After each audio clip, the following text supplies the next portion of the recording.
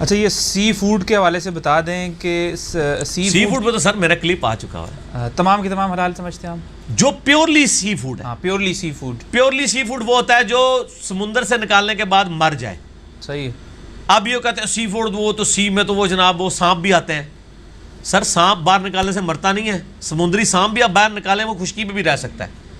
اور جی کچھوا بھی آتا ہے. کچھوا کیا زمین پہ مر جاتا ہے؟ تو پہلے آپ اللہ کے بندو ڈکشنری تو حاصل کرو کہ سی فوڈ کہتے کسے ہیں. قرآن جو کہتا ہے سورۃ المائدہ میں کہ سمندر کا مردار حلال کر دیا گیا ہے, وہ سمندر کا مردار ہے جو سمندر کا ہے, جو سمندر کا رہائشی ہے. کچھوا سمندر کا رہائشی نہیں ہے, وہ زمین اور سمندر دونوں میں رہ سکتا ہے. پیورلی ویل مچھلی, حالانکہ حنفی ویل مچھلی کو حرام کہتے ہیں. تسی تو جھینگے نو لے کے پھر رہے ہو نا, جھینگا بھی حلال ہے. وہ تو ویل مچھلی کو حلال نہیں ماننے کے لیے تیار. جو بخاری مسلم میں حدیث ہے کہ ابو عبیدہ ابن جراح ایک جہاد کے دوران کچھ صحابہ تھے تو ایک بہت بڑی مچھلی جو ہے وہ سمندر نے باہر پھینک دی. 15 دن تک وہ کھاتے رہے. اور صحابہ کہتے ہیں کہ ابو عبیدہ ہمارے لیڈر تھے اور انہوں نے اینڈ پہ حکم دیا کہ اس کی 2 پسلیاں وہ جوڑی جائیں. وہ جو اس کا نکلتا ہے وہ پوری پنجر نکلتا ہے جو, تو ایک اونٹ سوار اس کے نیچے سے گزر جاتا تھا, وہ اس سے بھی اونچی تھی. اتنی بڑی کون سی مچھلی ہو سکتی ہے ویل؟ اب تو دنیا نے ایکسپوز کر دیا ہے. اب انفیوں کے گھاٹے میں فٹ ہوئی تھی یہ حدیث, کیونکہ وہ تو ویل مچھلی کو کہتے ہیں ویل مچھلی تو میمل ہے اور میمل حرام ہے. وہ اس کو حرام کہتے ہیں, وہ کہتے ہیں مچھلی آئی نہیں ہے تو میمل ہے. ہم پوچھتے ہیں یہ حضرت ابو عبیدہ کے لیے جو مچھلی آئی تھی یہ کون سی تھی؟ اب تو میں بتا دیا, ٹھیک ہے نا. اگر آپ کو کہے جی میں نے ایک جانور دیکھا جس کا اتنا بڑا کان تھا, تو سر آپ کا بچہ بھی بتائے گا کہ وہ ہاتھی ہو سکتا ہے. آپ کے نہیں, وہ بلی تھی ایک نا ہمارے انفیوں نے یہی کیا ہے. وہ کہتے ہیں وہ کوئی خاص معزوم کی ہوئی بلی. Good answer. دیکھو کتنا بزرگاں دا اور علماء دا مذاق اڑا رہے ہیں سے بہ کے. تسی واپس بھی جانا ہے, ٹھیک ہے. صحیح پھر تو مسٹنڈے کہندے نا, وہ مسٹنڈ. پچھلے دنوں نا واٹس ایپ پہ ایک کتاب بھی آئی تھی, انہوں نے کہا تھا کہ سمندری کتا بھی حلال ہے. سمندری کتا کون سا یار؟ گھوڑا, سمندری گھوڑا. دیکھیں مسئلہ یہ ہے جو جانور باہر نکل کے مر جائے. اچھا میں آپ کو یہ بتاؤں, ٹھیک ہے, میں آپ کو یہ بتاؤں کہ کچھ جانور جو ہے نا سمندر سے نکل کے 5 منٹ بعد مر جاتے ہیں, کچھ 5 گھنٹے تک بھی زندہ رہتے ہیں. ایون ویل مچھلی 8 اور 10 گھنٹے وہ دیکھتے نہیں, گور ہے اس کے اور بالٹیاں پھینکتے رہتے ہیں, پھر وہ زندہ ہو جاتی ہے, وہ مرتی ہی نہیں ہے. کیکڑا ہے, یہ بھی کچھ عرصے بعد مر جاتا ہے, یہ بھی پیورلی سمندری جانور ہے. سر تسی تو کھادے بھی ہوئے نا کیکڑے, کھادے ہوئے نا, ان کے بڑا تجربہ ہے. اچھا ایک بات بتائیں, یہ پھر کھانے کا یہ تخصیص کس نے کی ہے کہ اگر وہ فش کے اسپیشیز سے ہو؟ بزرگوں نے. تو قرآن و حدیث میں تو ایسی کوئی تخصیص نہیں. اور بزرگ بھی ایک فقہ حنفی کے جو سو کارڈ ان کے اپنے جو ہیں, اور باقی کوئی تو شافعی تو کھاتے ہیں. اسی تو کہتے ہیں دیکھیں نا, وہ کہتے جب ہم ان کو کہتے ہیں یار انڈونیشین ملیشین جو ہیں یہ شافعی کیوں ہیں, وہ کہتے ہیں اصل میں نا ان کا ذریعہ معاش جو ہے اور وہ کھانا پینا مچھلیوں سے جڑا ہوا ہے, تو ان کی ہاں سارا آپ ہنس رہے ہیں. وہ کہتے ہیں کہ اگر مچھلیوں کا رولا نہ ہوتا انہوں نے بھی اسے انفی کر لینا سی. اور انہوں نے کیتے ہیں نا سر, بنگالیوں نے کیتے ہیں. ویسے یقین کریں بنگالیوں کے سامنے اپنا مقدمہ رکھیں, ہو سکتا ہے بنگالی سارے کتاب و سنت پہ آ جائیں, اور الحمدللہ بنگالی آ بھی رہے ہیں. مجھے تو بنگلہ دیش نیپال سے بھی ای میلز آتی ہیں, لوگ دعوت قبول کر رہے ہیں الحمدللہ. اور آپ یہ والی مچھلیوں والی شروع کریں تو امید ہے انشاءاللہ حکومتی لیول پہ وہاں پہ جو ہے نا فقہ حنفی کو ختم کر دیں گے وہ. ہاں تو پھر اس کا ایک کلپ بنا دیجیے گا نا میل کے ساتھ, کہ بنگلہ دیش کے چیف جسٹس سے ریکویسٹ کہ اپنے آئین میں یہ شامل کر لیں, ٹھیک ہے. ٹھیک. اچھا اس سے ضمن ایک چیز اور بتا دیں پھر, گھوڑا ہمارے یہاں مکروہ کہا جاتا ہے کہ سیدنا عمر نے کوئی منع کیا تھا, کوئی منع نہیں کیا. اب نہیں کہتے سر, اب تو مفتی اکمل صاحب کا بھی کلپ آ چکا ہے کہ گھوڑا لال ہے. آپ کو پتہ ہے یہ انڈیا پاکستان کے حنفیوں کا گھوڑا مکروہ ہے. اچھا ٹھیک ہے. ٹرکی جو گڑھ ہے حنفیت کا, جتنا بڑا گڑھ پاکستان ہے نا اس سے بڑا گڑھ حنفیت کا ٹرکی ہے. اور وہاں پہ ہر ہوٹل میں گھوڑے پکتے ہیں, گھوڑوں کے کباب ہوتے ہیں, گھوڑے کا سالن ہوتا ہے. یہ پاکستان والے پرانی کتابوں کو لے کے پڑھ رہے ہیں نا, ان کو کہ آپ ذرا نئی ریوائز کر لیں. آپ کے حنفی جو ہے نا وہاں والے وہ کھاتے ہیں, یہاں والے حنفی بھی کہتے ہیں. وہ امام حنیفہ رحمہ اللہ کی طرف منسوب کیا ہوا انہوں نے کہ جی انہوں نے کہا تھا وہ جہاد میں گھوڑے استعمال ہوتے ہیں, تو وہ اس لیے انہوں نے اس وقت فتویٰ دیا تھا, اور اس وقت بھی انہوں نے کہا تھا مکروہ ہے, حرام نہیں کہا تھا. ان کو تو پتہ ہے کہ حلال ہے, بخاری مسلم میں حدیثیں گھوڑے کے حلال ہونے کے اوپر موجود ہیں. ٹھیک ہے. تو اب وہ کہتے ہیں ٹھیک ہے, لیکن جو سخت ہے وہ کہتے ہیں نہیں, ابھی بھی آپ دیکھیں نا وہ پہاڑی علاقوں میں تو فوجی گھوڑے ہی استعمال کرتے ہیں. سر گھوڑے نہیں استعمال کرتے, خچر استعمال کرتے ہیں.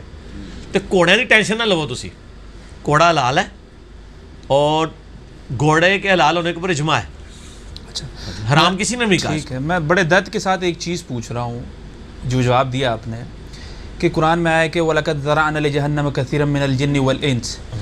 تو ایک عام بندے کا کیا قصور ہے کہ اکثریت جو جہنم میں جا رہی ہے, تو اس طرح کے دیکھیں ہر ایک کا لیول تو نہیں ہوتا اتنی ڈیپلی اسٹڈی کرے یا اتنا فہم و فراست والا ہو, تو پھر اکثریت جہنم میں کیوں جا رہی ہے؟ ہاں, میں عام بندے کے لیے بات کروں گا. عام بندے کے لیے کوئی مشکل نہیں ہے. عام بندے پہ نماز تو فرض ہے نا.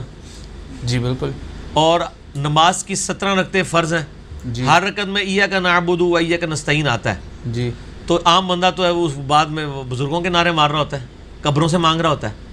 تو اگر عام آدمی کو سورہ فاتحہ کی 7 آیات کا ترجمہ بھی اس نے پوری زندگی نہیں سیکھا, موٹر سائیکل چلانی اس نے سیکھ لی ہے, گاڑی چلانی اس نے چیز سیکھ لی ہے, اس کا اسکول کی کمپیریٹیو نالج موجود ہے کہ جی کس اسکول میں بچہ داخل کرانا ہے, کس میں نہیں کروانا, دنیا جان کی اس نے چیزیں سیکھ لی ہیں. جرابیں, کاٹن کا کپڑا بھی خریدنے کا طریقہ اس نے سیکھ لیا اور ہاتھ میں مسل کے دیکھتا ہے. آج تک کسی بندے کو دیکھا ہے کہ اس نے کپڑا ہاتھ میں پکڑ کے یوں نہ کیا ہو. دین میں اتنا بھی وہ کرنے کے لیے تیار نہیں ہے. تو سر پھر جائے نا دوزخ میں, ٹھیک ہے نا. انہوں نے اللہ کو سیریس لیے نہیں. اور اسی آیت میں موجود ہے 179 سورۃ الاعراف, وَلَقَدْ ذَرَعْنَا لِجَهَنَّمَ كَثِيرًا مِنَ الْجِنِّ وَالْإِنسِ. آگے بھی آیت پڑھو نا, تسی پڑھ دو ادھی آیت, اگے تہاڈا بھی ذکر ہے اس آیت وچ. ہاں دیکھنا ہونے ذکر آن لگا ہے. سورۃ الاعراف آیت نمبر 170. بلکہ یہ کہنا چاہیے تہاڈا بھی ذکر ہونا سی جے اگر تسی ہدایت تک نہ پہنچے ہوندے. چلو ہن خوش ہو جاؤ. سورۃ الاعراف میں تو بہت بزرگوں کا بھی ذکر ہے. یہ 179 ہے نا, 175 اور 6 میں ہے کہ جو علماء اصول ہیں وہ کتے کی مثال ہے. وہ بھی اس سے 4 آیتیں پہلے آیا ہے سورہ اعراف میں کہ علماء اصول جو ہیں کتے کی مثال ہے. کتے کو کوئی بات ملے, کوئی کھانے کی چیز ملے تب بھی زبان ہانپے, نہ ملے تب بھی. اللہ نے باقاعدہ اس کی زبان ہانپنے کا ذکر کیا. اس کے بعد آگے ذکر آیا بلعام بن بعورہ کے بعد, وَلَقَدْ ذَرَعْنَا لِجَهَنَّمَ كَثِيرًا مِنَ الْجِنِّ وَالْإِنسِ. اور بے شک ہم نے جنوں اور انسانوں کی اکثریت دوزخ کے لیے پیدا کی ہے. لَهُمْ قُلُوبٌ, ان کو ہم نے دل تو دیے تھے, لا يفقهون بها, لیکن انہوں نے کبھی سوچنے کی زحمت ہی گوارا نہیں کی. وَلَهُمْ أَعْيُنٌ, ہم نے ان کو آنکھیں دی تھی, لا يبصرون بها, لیکن کبھی آنکھیں کھول کے انہوں نے بخاری مسلم سے نماز کا طریقہ کھول کے نہیں پڑھا. یا میں اس کی تشریح کر رہا ہوں, ظاہر ہے تشریح تو پھر بزرگوں سے پوچھ کے کرنی ہے نا آپ نے. وَلَهُمْ آذَانٌ, ہم نے ان کو کان تو دیے تھے, لا يسمعون بها, لیکن وہ سنتے نہیں ہیں. اولئک کالانعام, اور یہ تو چوپائے ہیں. اللہ نے جانوروں کی مثل کہا ہے کہ جو لوگ اپنی عقل کو, کان, آنکھوں کو استعمال نہیں کرتے. بل ہم اضل, بلکہ یہ تو جانوروں سے بھی گئے گزرے ہیں. اولئک هم الغافلون, یہ تو غفلت کی زندگی گزار رہے ہیں. تو مسئلہ یہ ہے کہ جب اللہ ایسے شخص کو جس کو آنکھ, کان, یہ ساری نعمتیں دی تھی, اس کو یوٹیلائز نہیں کرتا, وہ خود جانوروں سے بدتر ہے, تو سر پھر وہ حقدار ہے. واقعی جانوروں سے بدتر ہے کہ وہ جانوروں نے دوزخ میں نہیں جانا, اس نے چلے جانا ہے. سر جانوروں نے تو دوزخ میں نہیں جانا, اس نے چلا جانا ہے. تو اس سے تو بہتر تھا یہ جانور ہی ہوتا, کم از کم دوزخ میں جانے سے تو بچ جاتا. اور پھر جو آیا وہ وَلَا تَقْفُ مَا لَيْسَ لَكَ بِهِ عِلْمٌ إِنَّ السَّمْعَ وَالْبَصَرَ وَالْفُؤَادَ كُلُّ أُولَٰئِكَ كَانَ عَنْهُ مَسْئُولًا. انسان کبھی کسی چیز کی پیروی اس وقت تک مت کر کہ جب تک اس کے بارے میں تو ڈیفینیٹ علم حاصل نہ کر لے. بے شک آنکھ, کان اور عقل, اس کے بارے میں تم سے پوچھا جائے گا. اللہ تعالیٰ ہمارے بغیر دلیل کے تم نے پیروی نہیں کرنی. اور سر ہم دنیا کے معاملات میں بغیر دلیل کے پیروی کر رہے ہیں. دنیا کے معاملات میں بغیر دلیل کے پیروی نہیں کر رہے, دلیل کے ساتھ کر رہے ہیں, دین میں کر رہے ہیں. اور ہمارے ساتھ کوئی ویسے ہمدردی بھی نہیں کرتا. آپ دن کے وقت ہیڈ لائٹ جلا کے نا موٹر سائیکل کی 1 کلومیٹر کا سفر طے کر کے بتائیں تو آپ کو 50 بندے یوں اشارہ کریں گے.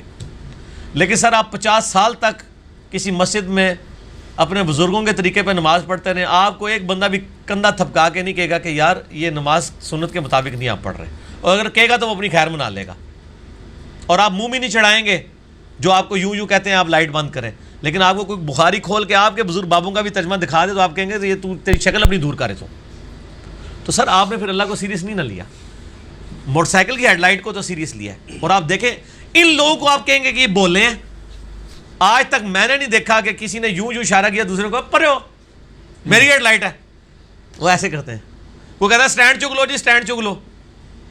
ٹھیک ہے اسی کہنا تھوڑے ہاتھ چک لو یار ویدہ راستے ساڑھے مگر ہو جاتے ہیں سٹینڈ نہیں چکاندے رہتے ہیں اللہ دے پتہ ہاتھ چکتے راستے کہنے چکتے ہی نہیں نے ٹھیک ہو گیا جی تو کیا جی اصل میں ان کے بھی بھائی کے بھی سوالات ہیں ہاں نہیں وہ کر لیں گے بعد میں وہ پھر وہ کیمرے کو بند کر کے پھر اگلا سیشن سٹارٹ ہوگا ابھی آپ اپنے آپ کو چلائیں ٹھیک ہے کیونکہ میں وہ ابھی انہوں نے ایک سیکنڈ لاسٹ کویسچن پوچھا تھا گھوڑے کے والے سے اس میں آپ سے ریکویسٹ کروں گا کہ آپ کے توسط سے یہ بات جو ہے نا یہ پھیلائی جائے کہ راولپنڈی میں لاہور میں کراچی میں یہ تو میرے علم میں ہے کہ ان کی طرف کریں جی ذرا یہاں پر ریس کلب بنے ہوئے ہیں اب جو ریس کلب ہیں یہاں پہ گھوڑے جو ہے نا ان کی دوڑ لگتی ہے جی کیونکہ ہم فارماسیوٹیکل میں تھے تو میں اور میرے مینیجر جو ہیں وہ ہم وہاں پر جا کے اپنی آئی وی سولوشن جو ہیں وہ ان کے ساتھ شیئر کرتے تھے کیونکہ گھوڑوں کو ڈرپس وغیرہ لگتی تھی تاکہ ان کو زیادہ انرجی ملے اور وہ زیادہ تیزی سے بھاگ سکے اور ریس جیتے تو بعض گھوڑے جو ہے نا وہ ریس کے دوران بھی اور ریس سے ہٹ کے بھی جب ان کو ٹریننگ دی جاتی تھی تو وہ گر جاتے ہیں اب جب گر جاتا ہے تو گھوڑے کی ٹانگ ٹوٹ جاتی ہے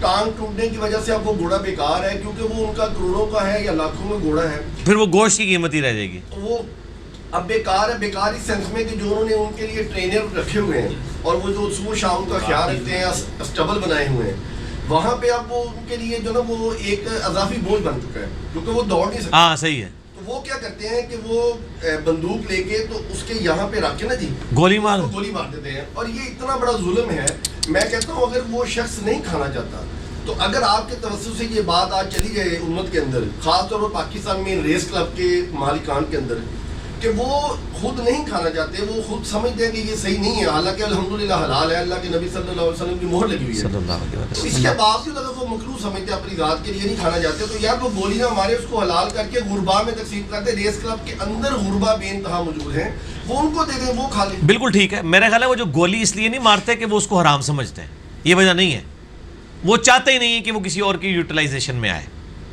ادروائز یہ بات ان تک پہنچ چکی ہوگی اور جس ملک کے اندر یار آپ کو نیاری کے اندر گدھا کھلا دیا جائے ان کے لیے کیا مسئلہ تھا کہ وہ گھوڑا کہتے ان کو تو 50 بندے اس گھوڑے کو اٹھانے کے لیے تیار ہیں سر گدھے سے تو بہتر ہے نا گدھا تو حرام ہے نا گھوڑا تو حلال ہے چلو جو لوگ گھوڑے کو مکروہ بھی سمجھتے ہیں وہ بھی حرام نہیں کہتے مکروہ ہی کہتے ہیں ٹھیک ہے اور وہ تو اوجڑی کو بھی مکروہ کہتے ہیں اور سب سے زیادہ انہی کے لوگ اوجڑی کھاتے ہیں اور میں آپ کو یہ بھی بتا دوں یہ طبرانی سے ایک روایت پیش کرتے ہیں کہ نبی علیہ السلام نے کہا 7 چیزیں جو ہے نا وہ بکری کی حرام ہے اس میں کپورے آنکھیں اور یہ وہ اس روایت کے ساتھ امام طبرانی نے لکھا ہے اس میں کذاب راوی ہے یہ گھڑی ہوئی حدیث ہے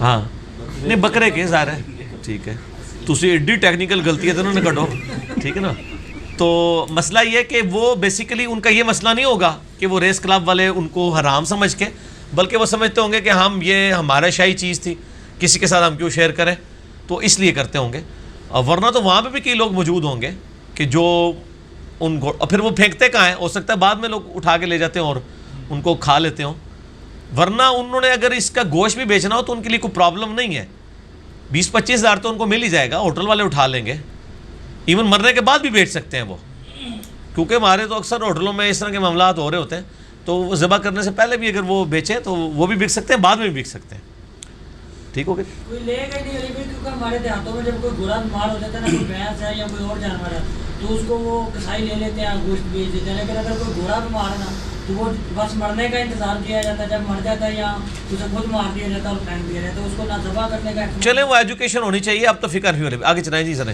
اور گپیں شروع ہو جائیں بیرون ملک سے ایک سوال ہے بھائی کا کہ جو مخنث جس کو کہتے ہیں شیمیل اگر وہ کسی فیملی میں پیدا ہو جائے تو یہاں ہمارے یہاں یہ ہوا ہے اس طرح کا واقعہ وہ بتا رہے ہیں کہ انہوں نے اٹھا کے اسی قوم میں کے لوگوں کو دے دیا ہے تو یا گوروں میں اس طرح کے اگر کوئی لوگ ہیں تو ان کو دے دیا اور پھر ان کی پرورش ہوتی ہے وہ توہین تو ایک الگ چیز ہے مطلب توہین سمجھتے ہیں اس کو رکھنا پرورش کرنا اور وہ ان کو دے دیا پھر بہت بڑا ظلم ہے جی وہ مذہب بھی ان کا چینج ہو گیا جو وہ تھے مذہب کیا ان کا تو مذہب سیم بھی رہے تو وہ جس طرح اس معاشرے میں وہ پلتے ہیں تو نہیں اس دیکھیں کوئی شخص اگر اس طریقے سے پیدا ہوا ہے یعنی وہ تیسری جنس ہے تو وہ اس کا تو اپنا قصور نہیں وہ اللہ نے اس کو ہمارے لیے آزمائش بنایا کہ معاشرہ ان کو ایکسیپٹ کرے اب ہمارے آپ کو پتہ ہے ملک میں بھی قانون سازی ہوئی ہے ان کے لیے جابز بھی رکھی گئی ہیں اور یہ بڑے مہذب بن کے رہ بھی سکتے ہیں بیسیکلی یہ جس کمیونٹی میں رہتے ہیں اس کی وجہ سے زیادہ ان کی حرکتیں عجیب و غریب ہو جاتی ہیں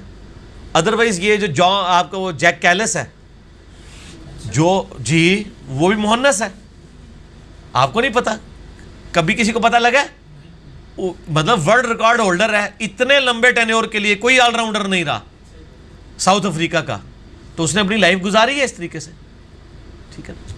تو اس طرح کے معاملات مطلب لوگ ہیں اس طرح کے، تو ان کو مطلب اسلام نے تو ظاہر عزت دی ہے ہر ایک بندے کو، یہ نہیں ہے کہ آپ ان کو نکال لیں. اس حوالے سے میں ویسے تبلیغی جماعت کو کریڈٹ دیتا ہوں. تبلیغی جماعت کی آپ کو پتہ ہے مخنث کی بھی جماعتیں نکلتی ہیں، اور باقاعدہ ان لوگوں میں جا کے وہ دعوت تبلیغ کا کام بھی کرتے ہیں. بڑی جرت کا کام ہے، اللہ تعالیٰ جزائے خیر دے. یہ لوگ بڑا کام کر رہے ہیں اس حوالے سے، اس طبقے کو جس کو کوئی منہ لگانے کے لیے تیار نہیں ہوتا. تو یہ بے شک زیادتی ہو رہی ہے، نہیں حوالے کرنا چاہیے، اور وہ آپ کی اس وراثت میں بھی حقدار ہوگا سارے معاملات.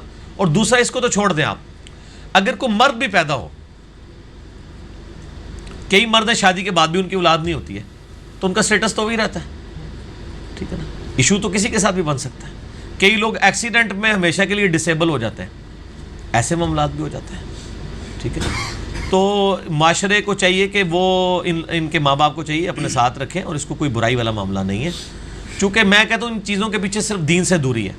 آپ مہنس کی بات کر رہے ہیں، یہ ہمارے معاشرے کی اکثریت میں اگر جوان بچہ داڑھی رکھ لے، وہ تو اس کو ایکسیپٹنس دینے کے لیے تیار نہیں ہوتے ہیں. کہتے ہیں اے بچہ میرا صحیح نکلا ہے، رہ گیا اے گیا جڑا داڑھی رکھا ہوتا ہے نماز پڑھا ہوتا ہے، کہتے ہیں بالکل ہی تو کوئی دنیا کا پتہ ہی نہیں ہے. جڑا بالکل صحیح چل رہا ہوتا ہے انہوں کہتے ہیں بالکل ہی سیدھا ہے.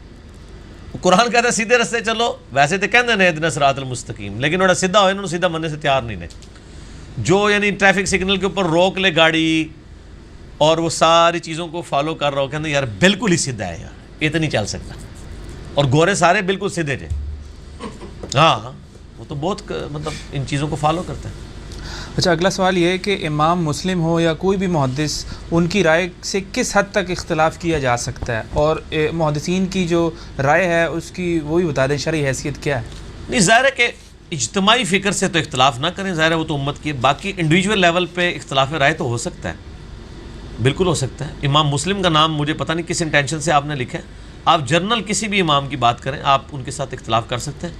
میں تو امام مسلم کے ساتھ کئی مسئلوں میں ایگری کرتا ہوں جس میں میں باقی اماموں کے جو ہے وہ اختلاف رائے رکھتا ہوں. کیونکہ آج جو امت کا بیڑا غرق ہوا ہے نا، اگر اس وقت کے باقی ائمہ بھی امام مسلم والا منہج اختیار کرتے نا، تو امت کا جنازہ اس طرح نہ نکلتا. امام مسلم نے صحیح مسلم کے مقدمے میں لکھا ہے کہ کیا دنیا میں صحیح حدیثیں کم ہو گئی ہیں کہ جو ہم ضعیف روایتیں اپنی کتابوں میں لکھیں.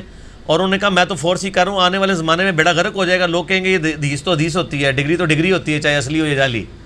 اور وہی ہو گیا، ٹھیک ہے. اور امام مسلم کا باقاعدہ میں نے یعنی پورا مقدمہ مسئلہ 36 میں پڑھایا ہے، جو صحیح مسلم کا حصہ ہے، پہلی 93 روایات. انہوں نے تو کہا ہے یار یہ امت کے ساتھ ظلم کر رہے ہیں، اور انہوں نے یہاں تک کہا کہ جو علماء اپنی کتابوں میں ضعیف روایتیں جمع کر کے یہ بتانا چاہ رہے ہیں ہم نے اتنی حدیثیں جمع کر لی ہیں، میرے نزدیک یہ جائل ہیں. اس وقت تو ان کے زمانے کے علماء کو ان کی باتیں بری لگی ہوں گی، لیکن اگر آج آپ مجھ سے پوچھیں، میں نے تو شیخ زبیر علی صاحب سے کہا تھا، میں نے کہا جی مجھے اگر کوئی پڑھا لکھا بندہ لگا ہے نا محدثین میں سب سے زیادہ انٹلیکچوئل جینیس، وہ امام مسلم ہے. امام مسلم نے مقدمہ لکھ کے وہ کمال کر دیا ہے کہ اب امام بخاری کے بارے میں ہم جتنے بھی دعوے کریں گے ادھر ادھر کتابوں سے کریں گے نا، بخاری نے مقدمہ کو نہیں لکھا کہ میں یہ کیا کرنے جا رہا ہوں، امت پہ کیا افتادہ پڑی ہے. امام مسلم کے تو آپ لگے تو آپ کو لگے گا کہ بھئی آج کے زمانے میں جو ہم رونا رو رہے ہیں یہ اس زمانے میں انہوں نے رونا رویا ہے.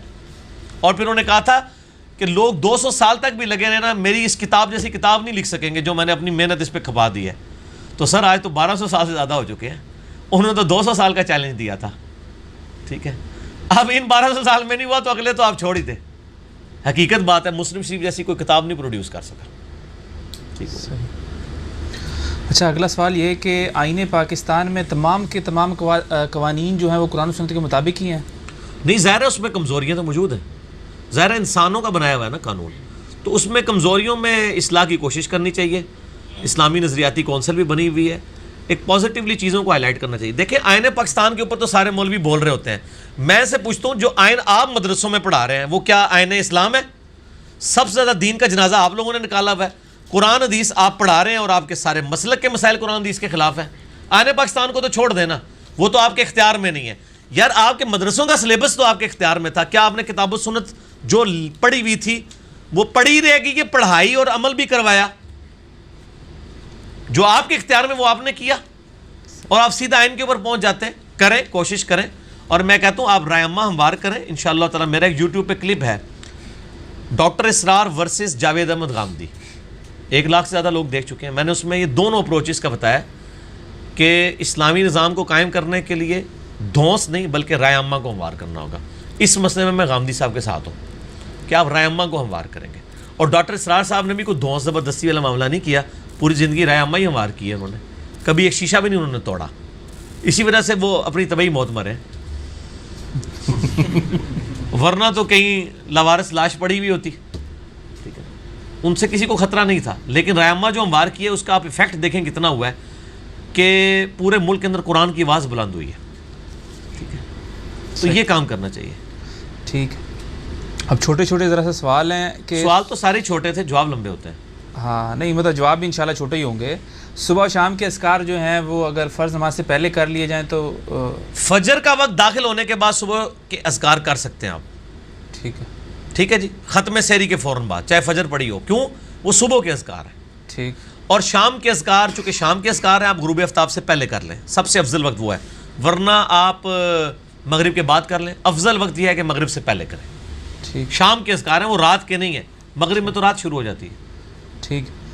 اچھا یہ بتا دیں روزے کی حالت میں انجیکشن لگوانا چاہے وہ انٹرا مسکولر ہو یا وینس ہو تو اس میں کوئی ہم تو دونوں کو غلط سمجھتے ہیں، کیونکہ صحیح بخاری میں 1938 نمبر حدیث کی ہیڈنگ میں ابن عباس کا قول امام بخاری لے کے ہیں کہ روزہ جسم میں چیز داخل کرنے سے ٹوٹ جائے گا، نکالنے سے نہیں ٹوٹے گا. اب وہ داخل کر رہے ہیں، آپ چاہے ادھر کر رہے ہیں ادھر کر رہے ہیں، علماء کا اختلاف ہے، مجھے پتہ ہے. میں تو اس چیز کی جاؤں گا جو مجھے سمجھ میں بھی آتی ہے. غلام سعود سعیدی صاحب پہلے قائل تھے انجیکشن سے روزہ نہ ٹوٹنے کے. پوری مسلم شریف لکھتے لکھتے جب آخری جلد میں پہنچے نا تو انہوں نے رجوع کر لیا، اور پھر انہوں نے مسلم شریف کا ایک ضمیمہ لکھا شرح صحیح مسلم کا، جو آخری جلد کے ساتھ ہے، جس میں انہوں نے انجیکشن سے روزہ ٹوٹنے کے دلائل دیے ہیں. اور یقین کریں وہ صحیح سائنٹسٹ والے دلائل ہیں. انہوں نے کہا اللہ کے بندو آپ کہتے ہو کہ مسکولر کریں تو نہیں ٹوٹتا اور وین میں کریں تو ٹوٹ جاتا ہے، ڈائریکٹ میدے میں ٹپکائیں تو ٹوٹتا ہے. وہ کہتے ہیں الٹیمیٹلی جو آپ کھانا بھی کرتے ہیں وہ بھی میدے سے ہو کے آپ کے مسلز تک ہی پہنچتا ہے نا. وہ کان ایتھو پڑھو یا ایتھو پڑھو، الٹیمیٹلی تو ہی رزلٹ ہے نا. تو مریض کو ویسے ہی روزہ معاف ہے، چھوڑ دیں، آپ نے ضرور رکھوانا ہے. شوگر کے مریض ہوتے ہیں، وہ کہتے ہیں یار یہ ادھر تک بات چلی گئی، وہ کہتے ہیں انسولین لگا لیں روزہ نہیں ٹوٹتا، کیونکہ شوگر کا مریض ہے.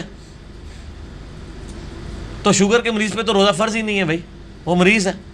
اور اگر وہ بعد میں شوگر تو اس کی ٹھیک نہیں ہونی ہے، وہ نہیں رکھ سکتا تو فدیہ دے دے.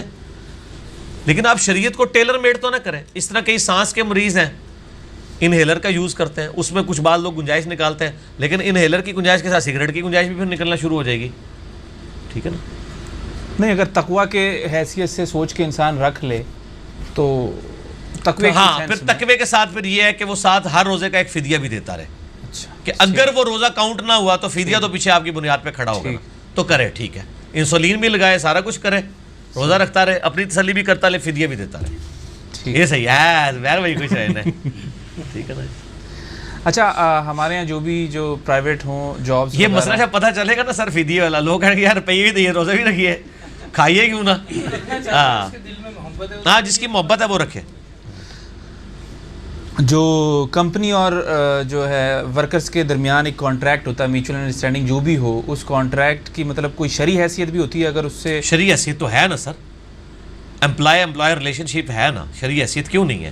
اگر ایک بندہ کہتا ہے میں آپ کو 8 گھنٹے کی یہ مزدوری دوں گا، اور آپ 8 گھنٹے میں سے جو ہے وہ 1.5 گھنٹہ استنجے پہ لگاتے ہیں، 2 گھنٹے جو ہے سنت پڑھنے پہ لگاتے ہیں، اور بیچ میں پونا گھنٹہ کھانے پہ لگاتے ہیں، اور صرف 3 گھنٹے ڈیوٹی کرتے ہیں، تو پھر تو غلط ہے نا سر. اور جاب کی جو ٹائم باؤنڈیشن ہوتی ہے کہ ہم 2 سال تک آپ یہاں پہ رہیں گے، ہاں تو وہ اچھی اپرچونٹی ملے تب بھی وہی والی بات ہوگی. تو سر وہ آپ نے ایگری کیا ہے نا. اچھا ٹھیک ہے. ظاہر ہے اس طرح کے جو سوشل کانٹریکٹس ہیں اگر نہ ہوں تو لوگوں نے بھی تو تماشا بنایا ہوا ہے. اسلام میں کوئی اخلاقیات بھی تو کوئی چیز ہے نا. صحیح. میں آپ سے پوچھتا ہوں، نبی علیہ السلام نے وہ سودا کیا تھا ایک بندے کے ساتھ، آپ سے ہم گھر گئے، اس نے پیچھے سے وہ کوئی زیادہ قیمت لگا دی، اور نبی علیہ السلام کو اس نے کہا کہ جی آپ کا تو سودا ہی نہیں ہوا. آپ فرمایا تم سودا بے شک نہ کرو، لیکن کم از کم مطلب جھوٹ تو نہ بولو نا.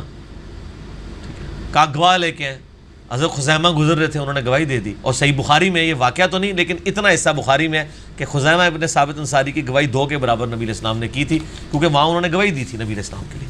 تو اس چیز کو ناپسند کیا. قرآن پاک میں کہا گیا کہ عہد پورا کرو, عہد کے بارے میں تم سے پوچھا جائے گا. وہ عہد کیا ہے؟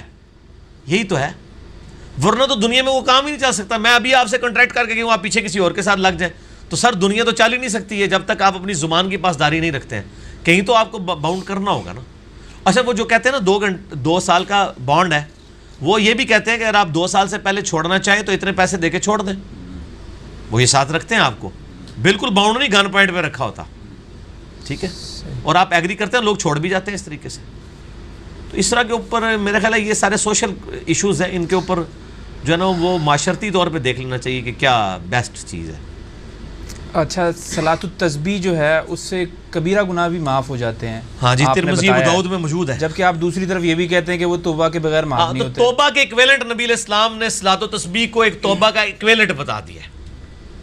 کہ صلاۃ و تسبیح جب کوئی پڑھے گا نا تو اللہ تعالیٰ نے اس کو اسی طرح سمجھ لیا کہ ایک بندہ کہتا ہے استغفر اللہ و اتوب الیہ, اور صلاۃ و تسبیح جب وہ پڑھے گا اور اس نیت سے پڑھ رہا ہوگا کہ میرے گناہ کبیرہ معاف ہوں گے. گناہ کبیرہ صرف توبہ سے بھی نہیں معاف ہوتے سر, جب تک آپ آئندہ نہ کرنے کا عہد کریں. تو صلاۃ و تسبیح میں بھی آپ نے یہ عہد کرنا ہوگا کہ یا اللہ اس کی وجہ سے میرے کبیرہ گناہ معاف کر دیں, آئندہ میں نہیں کروں گا. تو الٹیمیٹلی توبہ تو ہو ہی رہی ہوتی ہے. تو صلاۃ و تسبیح پہ مسئلہ 91 ہے میرا ڈیٹیلڈ, وہ دیکھیں. ٹھیک ہو گیا. یہ عام ٹی شرٹس پہ کچھ نشانات بنے ہوئے ہوتے ہیں, اس میں عموماً علماء کہتے ہیں کہ یہ یہودوں کی ہے یا نصارہ کی مشابہت ہے, یا ان کے کچھ مذہبی نشانات آج کل اگر بڑے مذہبی مشہور ہوئے. نشانات ہیں تو علماء کو تو پتہ نہیں ہوتا مذہبی نشانات کا. علماء کو تو اپنے مذہبی نشانات کا پتہ ہے. یہود و نصارہ کے تو آپ پوری تحقیق کریں, کیونکہ یہ تو ہر چیز کو یہود و نصارہ کے چکر میں ڈال دیتے ہیں. ان کے ہاتھ میں جو موبائل ہیں وہ یہود و نصارہ کے نہیں ہوتے ہیں, ان کی گاڑیاں یہود و نصارہ کی نہیں ہوتی ہیں, ان کا اسلحہ یہود و نصارہ کا نہیں ہوتا. صرف آ کے آپ کی ٹی شرٹ اور آپ کی پینٹ شرٹس کے پیچھے پڑ جاتے ہیں. نہیں, وہ یہ بھی کہتے ہیں کہ ٹی شرٹ کے جیسے بیک سائڈ پہ کچھ لکھا ہوا, آپ نماز پڑھنے جو آپ کے جو پیچھے لکھنے سے کیا فرق پڑتا ہے؟ جو آپ کے پیچھے والا ہوگا وہ پڑھے گا نماز میں تو اس کا خشوع جائے گا. نہیں, اس حساب سے تو میرے بھائی جو پہلی تو بات یہ ہے کہ نماز جو پیچھے پڑھ رہا ہے اس نے آپ کی ٹی شرٹ کو نہیں دیکھنا, وہ سجدے والی جگہ پہ دیکھے گا. اس حساب سے تو مسجد کے اندر جتنی انہوں نے آیتیں لکھ کے لگائی ہوتی ہیں خوشی خصوصی اس سے بھی چلا جائے گا. تو وہ آیتیں کیوں پڑھ رہا ہے, وہ تو سجدے والی جگہ پہ دیکھے, ٹھیک ہے, کوئی خوشی خصوصی نہیں جائے گا. اچھا, قیام اللیل میں بعض لوگ جو ہے پیچھے قرآن لے کر شوقیہ بھی کھڑے ہوتے ہیں, 3-3 4-4 5-5 لوگ. تو نفلی نماز میں تو جائز ہے. صحیح بخاری میں ہے کہ حضرت عائشہ کا غلام جو ہے وہ مصحف دیکھ کے حضرت عائشہ کو قیام اللیل کرواتا تھا. اور میرا ایک کلپ بھی ہے, کیا تراویح میں قرآن لے کے آپ یعنی ہاتھ میں پکڑ کے پڑھ سکتے ہیں؟ بالکل پڑھ سکتے ہیں, یعنی سن سکتے ہیں پیچھے. ایون اگر آپ پڑھا سکتے ہیں دیکھ کے تو سننا تو بہت چھوٹی چیز ہے نا. صحیح, ٹھیک ہے نا. اس دونوں چیزیں میں نے صحابہ کرام سے ثابت کی تھی کہ پیچھے بھی لے کے کھڑے ہوتے تھے صحابہ کرام. مصنف ابن ابی شیبہ میں کئی آثار موجود ہیں, میں نے اس میں نمبرنگ بھی بتائی ہے ان کی, اور آگے بھی کھڑے ہوتے تھے. اسمارٹ فون میں بھی ہیں لیکن اس کو آپ ایئر فلائٹ موڈ میں لگا لیں, اور تاکہ یہ نہ ہو کہ آپ ساتھ ساتھ اپنے میسیجز بھی دیکھ رہے ہوں, تو یہ کام نہیں ہونا چاہیے. نہیں, تو یہ بیک وقت میں ایک سے زائد لوگ یہ کام کریں گے, اس کا مقصد کیا ہوگا پھر؟ اس کا مقصد کنسنٹریشن ہے نا. پیچھے جو لوگ کھڑے ہیں صحابہ کرام بھی تو کنسنٹریشن کرتے تھے نا, اس کے لیے کنسنٹریشن کے لیے.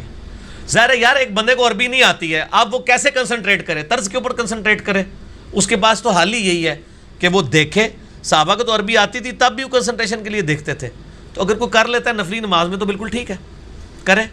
خوشی و خضوع میں کوئی مسئلہ نہیں پڑتا. خوشی و خضوع تو اس کا ویسے ہی کوئی نہیں ہے سر. وہ تو رکوع کا انتظار کر رہا ہے, اس کو تو پتہ ہی نہیں ہے کہ آگے حضرت یوسف علیہ السلام کنویں میں یا باہر نکلے ہیں. یہ تو اس کو پتہ ہے جس کو ترجمہ پتہ ہے. اس کا خوشی و خضوع ہے صرف طرز, اور وہ بھی اکثر مسجدوں میں ہوتی نہیں سوائے اہل حدیث کے.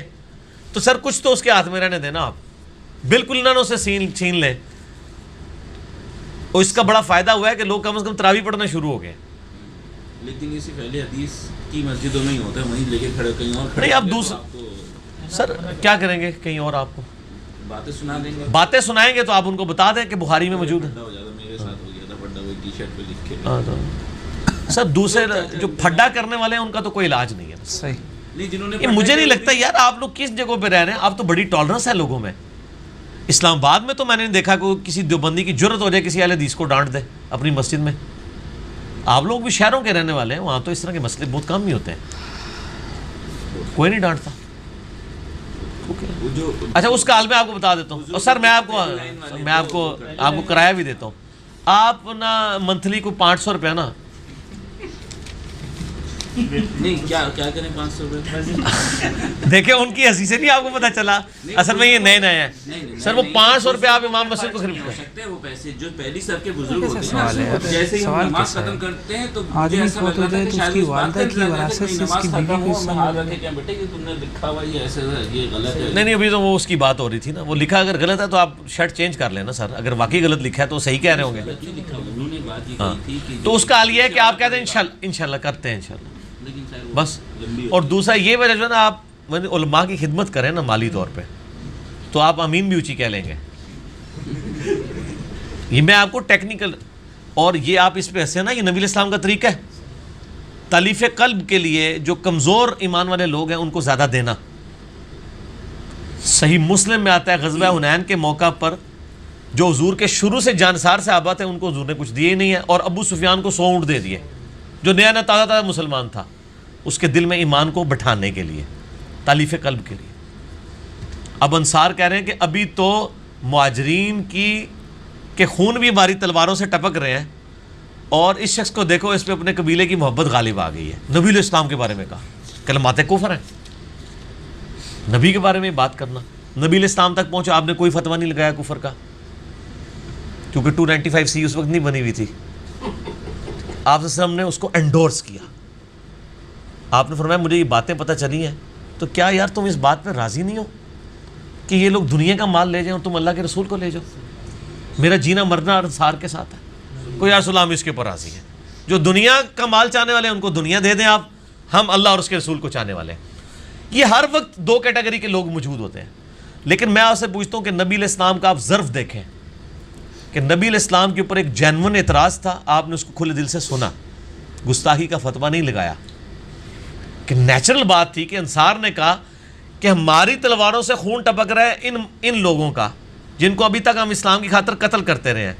آج جب مال غنیمت آیا تو نواز بھی انہی کو دیا جنہوں نے آخری وقت پہ کلمہ پڑھ لیا ہے, اور ہم لوگ ادھر کے ادھر ہی ہیں.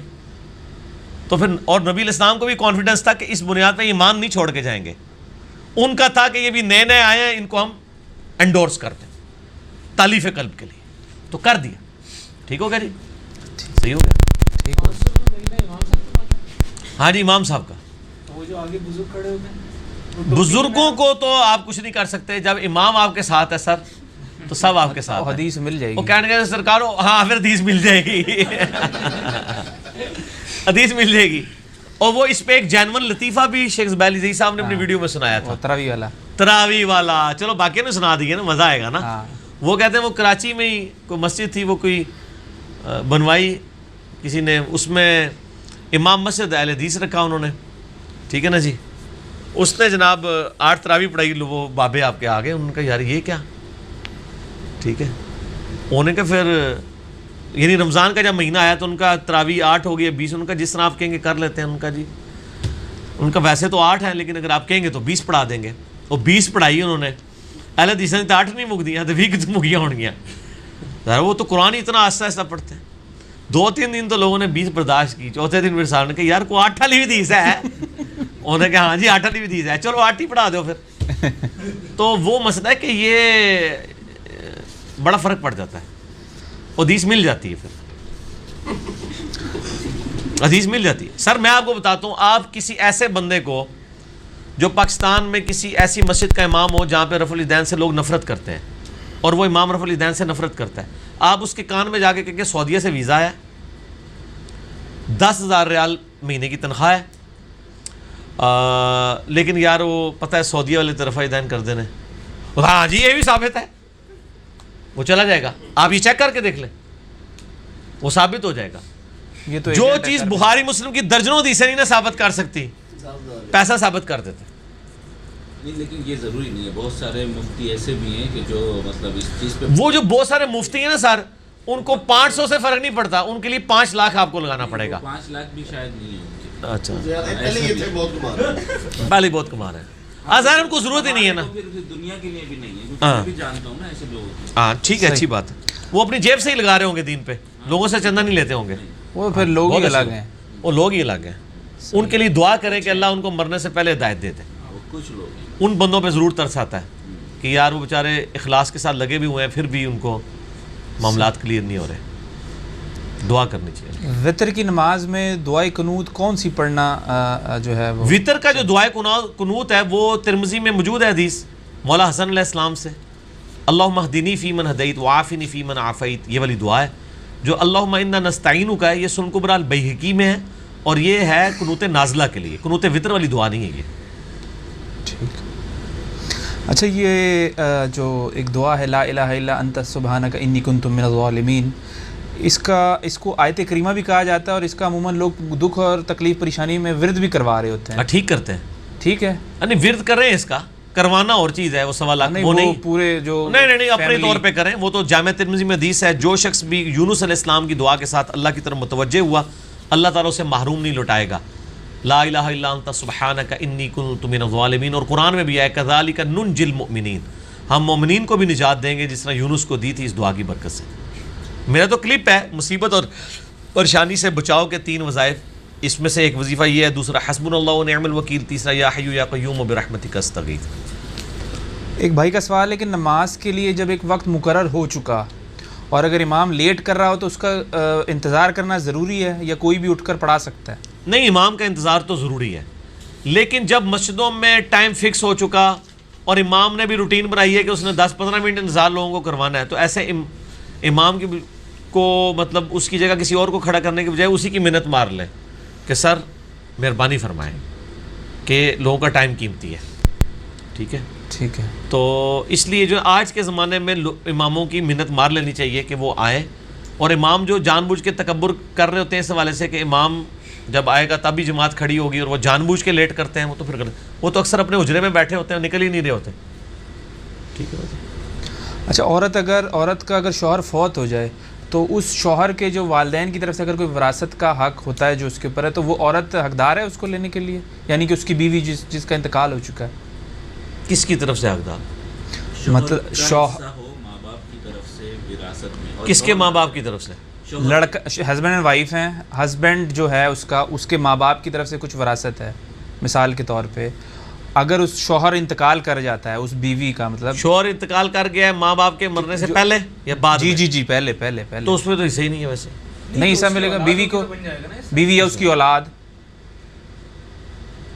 کوئی حصہ نہیں ہے.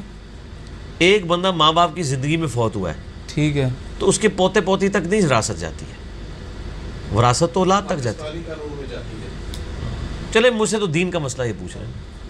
اچھا ٹھیک مسئلہ وراثت پہ 22 نمبر مسئلہ دیکھ لیں آپ. ٹھیک ٹھیک ہو گیا. ٹھیک ہو گیا جی؟ جی ٹھیک ہے جی. میرے خیال ہے تھوڑا سا بریک لے لیں. ریسٹ کرتے ہیں، پھر انشاءاللہ تعالیٰ کیونکہ پھر ساری کے لیے بھی یعنی کرنا ہے، پھر انشاءاللہ تعالیٰ باقی سوالات کو لے کے چلتے ہیں. سبحانک اللہم و بحمدک اشہد ان لا الہ الا انت استغفرک و اتوب الیک. انشاءاللہ باقی بعد میں کرتے ہیں. وما علینا الا البلاغ. ہاں جی زبیر بھائی شروع کریں، اللہ کا نام لے کے آپ کے جو کوشچن سامنے لے کے آئیں انشاءاللہ. اعوذ باللہ من الشیطان الرجیم، بسم اللہ الرحمن الرحیم، الحمدللہ رب العالمین والصلاة والسلام علی رسولہ الکریم محمد وعلی آلہ واصحابہ اجمعین. رب اشرح لی صدری ویسر لی امری واحلل عقدۃ من لسانی یفقہوا قولی. آمین. علی بھائی آپ سے پہلا سوال یہ ہے کہ کیا قرآن کی روح سے انسان اشرف المخلوقات ہے؟ ہاں جی، ان الفاظ کے ساتھ تو قرآن حکیم میں کوئی نہیں ملتی چیز. ایک جو آئی نا سورہ والتین میں، لقد خلقنا الانسان فی احسن تقویم، ہم نے انسان کو بہترین اٹھان کے اوپر اٹھایا ہے.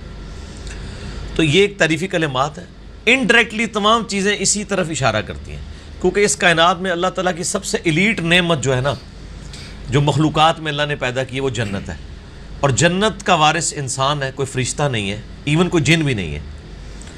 پھر آپ یہ دیکھیں کہ جتنے اللہ کے محبوب ترین بندے ہیں انبیاء اکرام علیہ السلام، وہ انسانوں میں آئے ہیں، جنات میں نہیں آئے ہیں.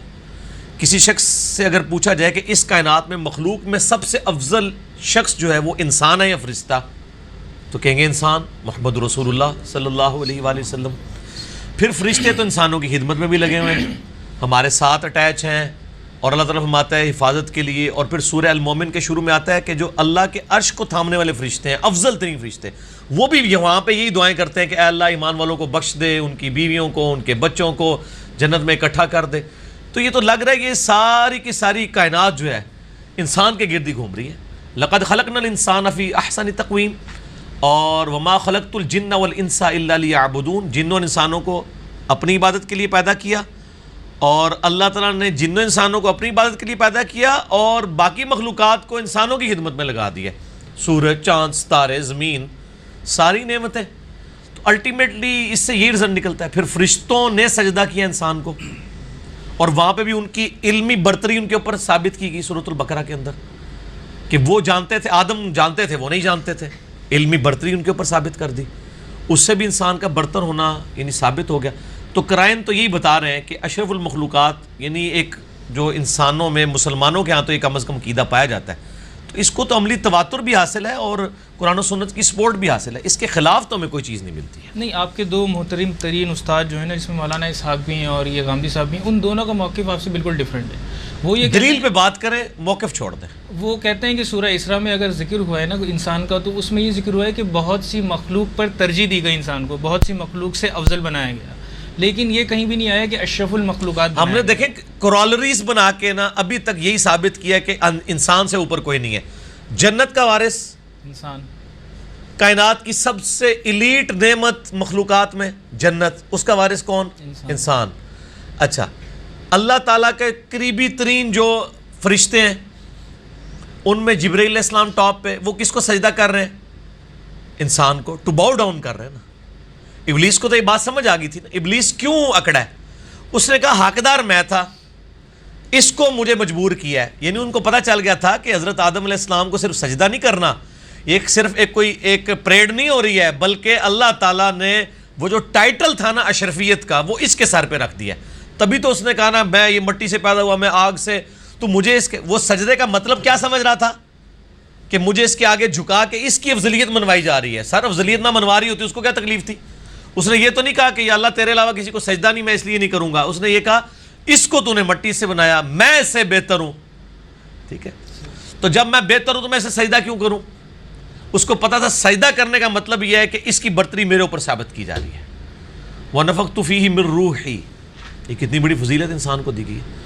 تو الٹیمیٹلی ہر چیز ثابت کر رہی ہے. اب جو کہہ رہے ہیں نا کہ انسان مخلوقات میں باقی مخلوقات سے نیچے ہے، دلیل وہ لے کے آئے. ہم نے تو ہر ایک قرائن سے ثابت کر دی ہے کہ وہ باقی مخلوقات سے بہتر ہے. دیکھیں بڑی بڑی مخلوقات آپ کے علم میں کیا ہے؟ جن، فرشتے اور انسان. چوتھی تو کوئی مخلوق نہیں ہے نا. آپ یہ تو نہیں کہیں گے نا ویل مچھلی بہتر ہو سکتی ہے، جانور تو سارے نیچے آ گئے. ان تینوں میں سے آپ کمپیئر کر لیں کہ جنت کا وارث کون ہے، مخلوقات کا امام کون ہے. وہ سب کے سب انسانوں کی کیٹیگری. معراج کس کو کرائی گئی؟ انسان کو. اچھا، اس سے بڑی بات مجھ سے، میں ٹیکنیکلی سپیکنگ، دو مختلف لوگ ہیں. ایک وہ آدمی ہے جو اپنی چوائس سے اپنے رب کو چوز کرتا ہے، جبکہ اس کے سامنے خدا کے مخالف کا راستہ بھی موجود ہے اور وہ اٹریکٹفل بھی زیادہ ہے، لیکن وہ اپنے نفس پہ قابو پا کے خدا کا راستہ اختیار کرتا ہے. کیا وہ بندہ اس بڑی ول کے ساتھ مقام حاصل کرے گا، یا وہ شخص جس کے سامنے برائی کا راستہ نہیں، اس کے پاس دوسری چوائس ہی کوئی نہیں ہے خدا کو چوز کرنے کے سوا؟ اس کے ایمان کو آپ بڑا ایمان کہیں گے یا اس کے؟ ظاہر وہ تو یہ تو انسان کے پاس ہے. میں کہتا ہوں جبرائیل علیہ السلام کے پاس وہ دولت نہیں ہے جو ہمارے اور آپ کے پاس موجود ہے کہ ہم اپنی چوائس سے اپنے رب کو چوز کرتے ہیں. یہ چیز ہمیں ممتاز کرتی ہے فرشتے سے بہتر انسان بننا، مگر اس میں لگتی ہے محنت زیادہ. وہ کیوں کہا گیا؟ وہ اسی لیے کہا گیا نا.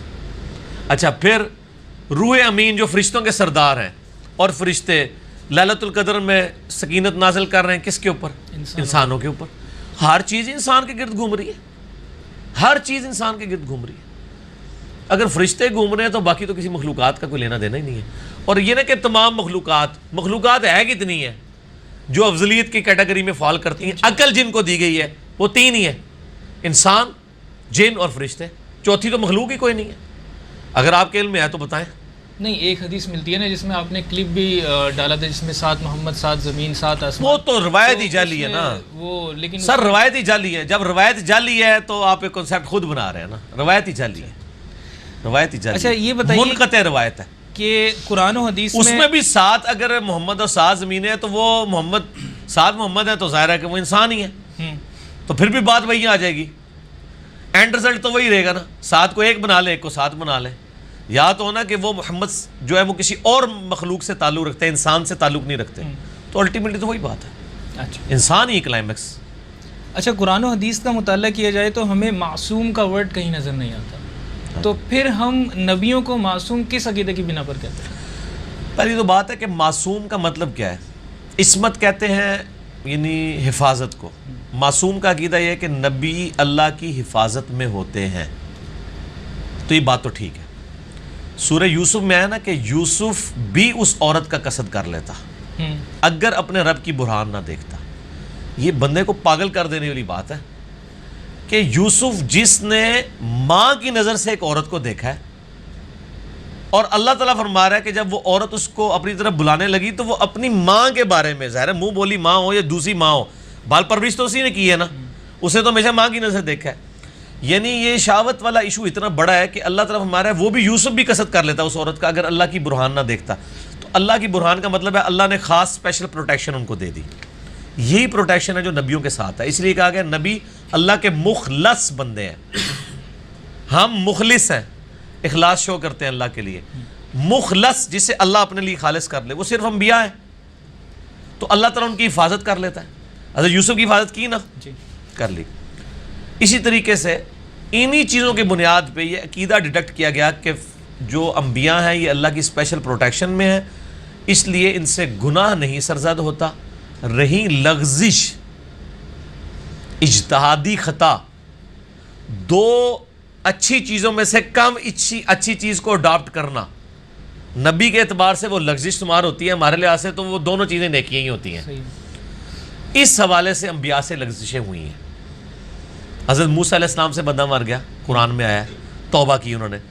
حضرت نوح علیہ السلام نے کافر بیٹے کے لیے دعا کر لی، حالانکہ نبی کے شایان شان نہیں ہے، اس کو تو پتہ ہے کہ کافر کے لیے دعا نہیں ہو سکتی. معاف کر دیا اللہ نے، توبہ کی انہوں نے. ابراہیم علیہ السلام نے. پھر حدیث شفاعت بخاری مسلم میں آتی ہے کہ قیامت تمام نبی اپنی اپنی غلطیوں کو، لغزشوں کو یاد کریں گے، گناہوں کو نہیں، غلطی اور لغزش، اور کہیں گے نفسی نفسی، اور میں کہوں گا انا لہا انا لہا. اور وہ بھی کیوں کہ بخاری میں الفاظ ہیں کہ حضرت عیسیٰ ابن مریم کہیں گے کہ جاؤ تم محمد رسول اللہ کے پاس، اللہ نے ان کی اگلی اور پچھلی لغزشیں معاف کر دی ہیں صلی اللہ علیہ وآلہ وسلم. اچھا، یہ جو اور نبی علیہ السلام کی لغزشوں کا ذکر تو قرآن میں بھی ہوا ہے. 4 لغزشیں تو قرآن میں آئی ہیں. میں نے عصمت انبیاء کے عقیدے پہ شبہات کا تحقیقی جائزہ مسئلہ 88A اور B ریکارڈ کروایا. عصمت انبیاء کا عقیدہ جو عوام الناس کو بتایا گیا ہے وہ بالکل جعلی عقیدہ ہے. عوام الناس یہ سمجھتے ہیں کہ انبیاء روبوٹ ہیں، وہ غلطی کر ہی نہیں سکتے، ان کے اندر غلطی کا مادہ ہی نہیں ہے. سر اگر ان میں غلطی کرنے کا مادہ موجود نہ ہو اور وہ غلطی سے بچے تو یہ تو ان کا کمال ہی کوئی نہیں ہے. کمال تب ہے کہ مادہ بھی موجود ہو، اختیار بھی موجود ہو، اللہ کے خوف کی وجہ سے بچ جائے. تو یہی تو ہے. اگر مادہ نہ ہو تو نبی علیہ السلام حضرت یوسف علیہ السلام کے بارے میں کیوں آتا کہ اس نے یوسف کا قصد کیا، زلیخا نے، یوسف بھی اس کا قصد کر لیتا اگر اللہ کی برہان نہ دیکھتا. اس کا مطلب ہے یوسف کے اندر کمپیٹنسی، کیپیبلٹی تھی اس میں مبتلا ہونے کی. روبوٹ نہ ہوئے. عام لوگ یہ سمجھتے ہیں انبیاء روبوٹ ہیں. اچھا پوچھیں حضرت آدم نے وہ پھل کھا لیے تھے، وہ سب کو پتہ ہے، تو پھر یہ کیا تھی؟ غلطی نہیں تھی. سارے انبیاء کی غلطیاں ہیں، لغزشیں ہیں، گناہ نہیں ہے. نبی علیہ السلام کے بارے میں جو غزوہ بدر کے قیدیوں کو رہا کر دیا اس پہ آیا. پھر غزوہ تبوک پہ آپ نے جو منافقین کو بہانوں پہ چھوڑ دیا اس پہ آیا. پھر سورہ ال عمران میں تو بڑے سخت الفاظ ہیں. نبی علیہ السلام کی جو زبان سے دعائے ضرر نکل گئی تھی خالد ابن ولید کے لیے کہ اللہ ایسی قوم کو کیسے ہدایت دے گا جنہوں نے اپنے نبی کا چہرہ جو خون سے رنگ دیا. صحیح مسلم میں آتا ہے اور قرآن میں آیا کہ اے نبی آپ کو ان کا کوئی اختیار نہیں ہے، اللہ چاہے تو ان کو بھی معاف کر دے. ٹھیک ہے نا. تو اس طرح قرآن میں بھی کئی ایک واقعات موجود ہیں جو بتا رہے ہیں کہ انبیاء سے لغزش ہوتی ہے. لیکن انا فتحنا لک فتحا مبینا، جب یہ آیات نازل ہوئیں تاکہ اللہ تعالیٰ آپ کی اگلی اور پچھلی لغزشیں معاف کر دیں. گناہ نہیں، آپ اس کو بغاوت نہیں کہیں گے، لغزشیں. ٹھیک ہے. اس میں میرا کلپ بھی ہے، رپلائی ٹو احمد بریلوی آن سورہ فتح آیت نمبر 2، لاکھوں لوگ دیکھ چکے. اچھا، اسی کانٹیکس میں ہم یہ تو سمجھتے ہیں نا کہ انبیاء علیہ الصلوۃ والسلام بھی اللہ تعالیٰ کے سامنے اکاؤنٹیبل ہے. اکاؤنٹیبل ہے، کیوں نہیں؟ اکاؤنٹیبل ہے نا. اچھا پھر مجھے یہ بتائیے کہ کیا صحابہ کے دور میں یہ ورڈ جو ہے نا معصوم، یہ بولا جاتا تھا؟ نہیں بولا جاتا تھا. یہ بعد میں ساری فقہ کی ٹرمنالوجیز ہیں. یہ زیادہ ایشوز ہیں عباسی دور کے اندر جب معتزلہ کا ایک ایشو اٹھا، وہاں سے یونان سے فلسفے کی کتابیں ترجمے ہو کے عربی میں یہاں آئیں، یہاں پہ بحثیں شروع ہو گئیں، اللہ کی اسماء و صفات کی بحثیں شروع ہو گئیں کہ اللہ کی کرسی کیا ہے، اللہ کا عرش کیا ہے. اس کو اب وہ ظاہر ہے کہ وہ جس طرح آج سائنس کا دور ہے اس وقت فلسفے کا دور ہوتا تھا. سائنس فلسفے کی جائز اولاد ہے, لیکن فلسفے اور سائنس کو کمپیئر کریں نا تو جہالت کا پلندہ ہے فلسفہ, اور علم کا ایپیکس ہے سائنس. کو رولز اور ریگولیشن کے اوپر چیزیں ڈیفائن ہو کے بندہ پہنچتا ہے, جو اسٹیبلش سائنس ہے. فلسفے میں ہوتا ہے آپ کو ایک حقیقت پتہ چلی, آپ وہ پانی میں مدانی مارتے رہتے ہیں. اور ارسطو کا چل رہا ہے جی عورت کے جو ہے وہ 2 دانت کم ہوتے ہیں, اس نے اپنی بیوی کے بھی کبھی دانت نہیں گنے کہ 32 ہی ہوتے ہیں. وہ چلتا آیا جو ایک بندے کا یار پہ گڑا تو صحیح 32 نکلے. اچھا ارسطو بھی غلط ہو سکتا ہے, اتنے بڑے بڑے بھی غلط ہو سکتے ہیں. یہ وہی والی چیز ہے, حدیث کا حوالہ دے دیا, بس وہ چل رہا ہے معاملہ, یہ نہیں ہوتا اس طرح. تو یہ یعنی معصوم کے یہ ورڈ یہ فقہ کی ٹرمز ہیں, حدیثوں میں نہیں. نبیوں کے بارے میں صرف یہ عقیدہ ہے کہ نبی پیدائش سے لے کے وفات تک اللہ کی حفاظت میں ہوتے ہیں, کہ اللہ کے خوف کی وجہ سے اللہ تعالیٰ ان کو گناہوں سے بچا کے رکھتا ہے. بس اس سے زیادہ نہیں ہے کہ نبی ریوارڈ نہیں ہے, نعوذ باللہ. نبیوں سے لغزش بھی ہو سکتی ہے, کئی لغزشیں قرآن میں ذکر ہوئی ہیں, میں نے بتا دی ہیں. معصومیت کا عقیدہ یہ نہیں ہے کہ نبی سے غلطی نہیں ہو سکتی. معصومیت کا مطلب ہے کہ نبی گناہ نہیں کر سکتا. اچھا, صوفیزم میں کچھ کیٹیگریز بتائی جاتی ہیں, جیسے اولیاء ہیں, پھر کتب ہیں, پھر ابدال ہیں, پھر غوث ہیں. تو یہ ساری کیٹیگریز کس نے ڈیفائن کی؟ یہ انہوں نے کی ہے سر. جنہوں نے اپنے سلسلے ڈیفائن کیے, جنہوں نے اپنی جماعتوں, جیسے آپ کو ایک اس کو ہرارکی کہا جاتا ہے نا, جیسے کہا گیا ایک چیف منسٹر ہے, ایک سیکٹری ہے, فلاں وزیر ہے, یہ انہوں نے اپنی ہرارکیاں خود بنائی ہیں. قرآن و سنت میں اس کے کوئی الفاظ نہیں. ابدال کا ذکر ہے, اور میرا ایک یوٹیوب پہ کلپ رکھا ہوا ہے. کیا اللہ کے صحیح ولی کون ہے اور کیا اہل حدیث کی وجہ سے رزق دیا جاتا ہے؟ ابدال والی جو حدیث ہے نا مستدل حاکم میں, کہ شام میں 40 ابدال ہیں جن کی وجہ سے اللہ تعالیٰ لوگوں کو رزق دیتا ہے. وہ تو بخاری مسلم میں بھی ہے کہ اللہ کے کئی نیک بندے ایسے ہیں جن کی وجہ سے اللہ تعالیٰ باقی لوگوں کو رزق دے رہا ہوتا ہے. اور وہ پرانگدہ بال ہیں, کسی مجلس میں چلے جائیں لوگ ان کو پوچھتے نہیں ہیں. اس میں یہ نہیں ہے کہ نانگے پیر ہیں, پرانگدہ بال ہیں. کپڑے اتارنے والا کوئی ولی نہیں ہے قرآن و حدیث میں. اور میں نے وہ ثابت کیا کہ وہ لوگ کون ہیں جو قرآن و سنت پہ چلنے والے ہیں اور مفلسی ہے ان کے اوپر. اور میں نے امام ترمذی کے کامنٹس بتائے ہیں کہ وہ ابدال 40 شام میں ہوں گے, ہوا اہل الحدیث, وہ اہل حدیث میں سے ہوں گے. تو میں نے کہا اب آمدہ سے ابدال والی حدیث نہیں پیش کریں گے. یہ میرا کلپ چڑھا ہوا ہے سر, ہزاروں لوگ دیکھ چکے ہیں. مسئلہ 131D کا یہ کلپ ہے کہ کیا اہل حدیث کی وجہ سے رزق دیا جاتا ہے؟ اللہ کے ولی کون ہے کہ جو اللہ پر قسم کھا لیں؟ وہ تو امام ترمذی نے لکھ دیا کہ وہ اہل الحدیث ہیں, ابدال اہل الحدیث ہیں. اب اہل حدیثوں سے آپ پوچھ لیں کہ ابدال کا مطلب کیا ہے, وہ آپ کو بتا دیں گے. وہ کہیں گے یار ابدال کیا, اللہ ہی اللہ ہے. اہل حدیث کی ڈکشنری میں تو اللہ ہے یا نبی ہے, تیسرا تو بندہ ہی کوئی نہیں سرکار بیچے. ٹھیک ہے نا جی. وہ جس لیول پہ بھی پہنچ جائیں, نہ وہ اپنی عبادت کرواتے ہیں, نہ اپنے سامنے کسی کو جھکواتے ہیں, اور نہ اپنے آپ کو ڈکلیئر کرتے ہیں کہ میں عارف آخر ہوں. ان کا تو بچہ بھی اٹھ کو ان کا کہتا ہے یار یہ آپ نے جو بات کی ہے تو حدیث میں لکھی نہیں ہوئی ہے, وہ وہیں پیچھے ہٹ جاتے ہیں. یہ تو خوبصورتی ہے نا اس منہج کی. میں ڈاکٹر ذاکر نائک کے بارے میں سن رہا تھا. ڈاکٹر ذاکر نائک کہتے ہیں میں ایک ایئرپورٹ کے اوپر اترا, وہاں ایک ہندو پروفیسر عورت بھاگتی ہوئی, اس نے کہا ڈاکٹر صاحب آپ تو بھگوان ہیں, اور کہتے ہیں میرے قدموں میں گرنے لگی تو میں اسے پکڑ لیا, میں نے کہا بی بی کدھر مروانے لگی ہو. اللہ, یہاں لوگ پاؤں چوم رہے ہوتے ہیں جا کے. سر جس کو اللہ کا تعارف ہے نا وہ کبھی اپنی عبادت نہیں کروا سکتا. ٹھیک ہو گیا, تو آپ وہ کلپ دیکھ لیں. اچھا سر, عرس کے بارے میں ذرا تھوڑا سا ڈیٹیل میں بتا دیجیے گا کہ اس کی میننگ کیا ہے اور اس کی اصل میں حقیقت کیا ہے. سر اس کا کوئی دین سے تعلق ہی نہیں ہے. یہ اسی طریقے سے کہ آپ مجھے یہ پوچھیں کہ یہ جو فلاں پولیٹیکل جماعت کا جلسہ ہوتا ہے اس کی ذرا ڈیٹیل بتا دیں. دین سے تو اس کا کوئی تعلق نہیں ہے. یہ ان کی اپنی ٹرمنالوجی سے بنائی ہوئی. وہ کہتے ہیں جی وہ جو حدیث میں آیا نا بخاری میں کہ پہلی رات کی دلہن کی طرح سو جا, تو وہ اس کو وہ عروس کہا جاتا ہے, اس سے عرس نکالا ہے. یہ ساری باتیں بھئی نہ صحابہ کو پتہ تھیں, نہ تابعین کو, نہ تبع تابعین کو. یہ اسی طریقے سے جیسے یونس, سورہ یونس میں اللہ تعالیٰ فرماتا ہے جب لوگوں نے کہا کہ یہ ہستیاں میں اللہ کے قریب کر دی, اللہ نے فرمایا تم مجھ سے ایسی باتیں کر رہے ہو جو میرے علم میں تو زمین و آسمان میں کہیں نہیں ہے کہ میں نے کوئی ایسے بندے بنائے ہیں کہ جن کی عبادت کر کے تم میرے قریب ہو گئے. تو یہ زمین و آسمان میں کسی قرآن و حدیث میں عرس والا معاملہ تو کوئی نہیں, لوگوں کی فیبریکیشنز ہیں. ٹھیک ہے, اور وہ کہتے ہیں ہم ہر سال مناتے ہیں. اگر یہ مناتے ہیں تو حضرت ابو بکر کا عرس کب ہوتا ہے سر؟ یا وہ ولی اللہ نہیں تھے؟ ہاں وہ کہتے ہیں وہ تو صحابی سن, ولی تے نہیں سن. سارے ولی ہوندے تے 100 انہاں دی کرامتاں تے کتاب لکھی ہوندی. شیخ عبد القادر جیلانی کی آپ کرامتیں گنے سارے صحابہ کی بھی جمع کریں نا, ویسے تو ملنی کوئی نہیں ہے, تو ان کے ایک صفحے کے برابر نہیں ہونی ہے, کیونکہ وہ صحابہ اصل میں وہی ولی تھے باقی آپ کے بنائے ہوئے ولی ہیں، ان کی سند اللہ نے نازل نہیں کی ہے. صحابہ اور اہل بیت کے ولی ہونے کی سند اللہ نے نازل کی ہے. باقی آپ جتنے دعوے کر رہے ہیں وہ آپ کی منہ شگافی ہیں. آپ جس کو مرضی کہتے رہے ولی، جس کو مرضی بنا لیں، تو اس کی کوئی حیثیت نہیں. اچھا، قرآن کے بنیادی عقیدوں میں ہے کہ اللہ پر ایمان لانا، اس کے رسولوں پر ایمان لانا، اس کی کتابوں پر، اس کے فرشتوں پر، اور یوم آخرت پر ایمان لانا، تقدیر کے اچھے اور برے ہونے پر بھی مان لانا. تقدیر کے اچھے اور برے ہونے پر. اچھا، اس کے بعد اگر کوئی کہتا ہے کہ جی آپ مشاجرات صحابہ پہ بات کریں گے تو آپ کا ایمان خطرے میں پڑ جائے گا، تو اس کے کیا مطلب کہ ہم انبیاء پہ عقیدہ ہوا ہمارا، ان پر ایمان لانے کے بعد ان کے اصحاب پر بھی ایمان لانا اس عقیدے میں شامل ہے؟ نہیں، صحابہ پہ ایمان لانے کو تو اس سے کوئی فرق نہیں پڑتا. نہیں تو لوگ یہ کیوں کہتے ہیں کہ آپ لوگ کیوں کہتے ہیں؟ میرے بھائی، لوگ دنیا میں بہت باتیں کر رہے ہیں، ان کی کوئی شرعی حیثیت نہیں ہے. لوگوں کے لیے میرا ایک ہی کلپ کافی ہے. یہ جو لوگ ہیں نا جی پیڈ لوگ، ان کے بارے میں میرا ایک کلپ ہے. کیا اہل حدیث بھی گستاخ صحابہ ہیں؟ لاکھوں لوگ یوٹیوب پہ دیکھ چکے ہیں، تب یہ صاف ہو جائے گی.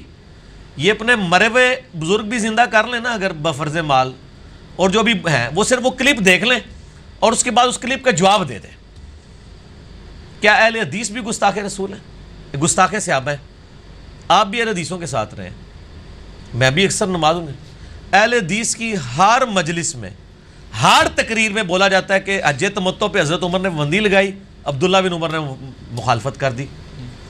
تو کیا حضرت عمر کی عصمت سے زیادہ عصمت ہے حضرت معاویہ رضی اللہ تعالیٰ عنہ کی؟ تو یہ ہر اہل حدیث کے ممبر پہ یہ واقعہ کیوں بیان ہوتا ہے کہ جی انہوں نے حج تمتع پابندی لگائی، بیٹے نے مخالفت کر دی، میرے باپ پہ شریعت نازل نہیں ہوئی ہے؟ اس میں حضرت عمر کی توہین ہوتی ہے.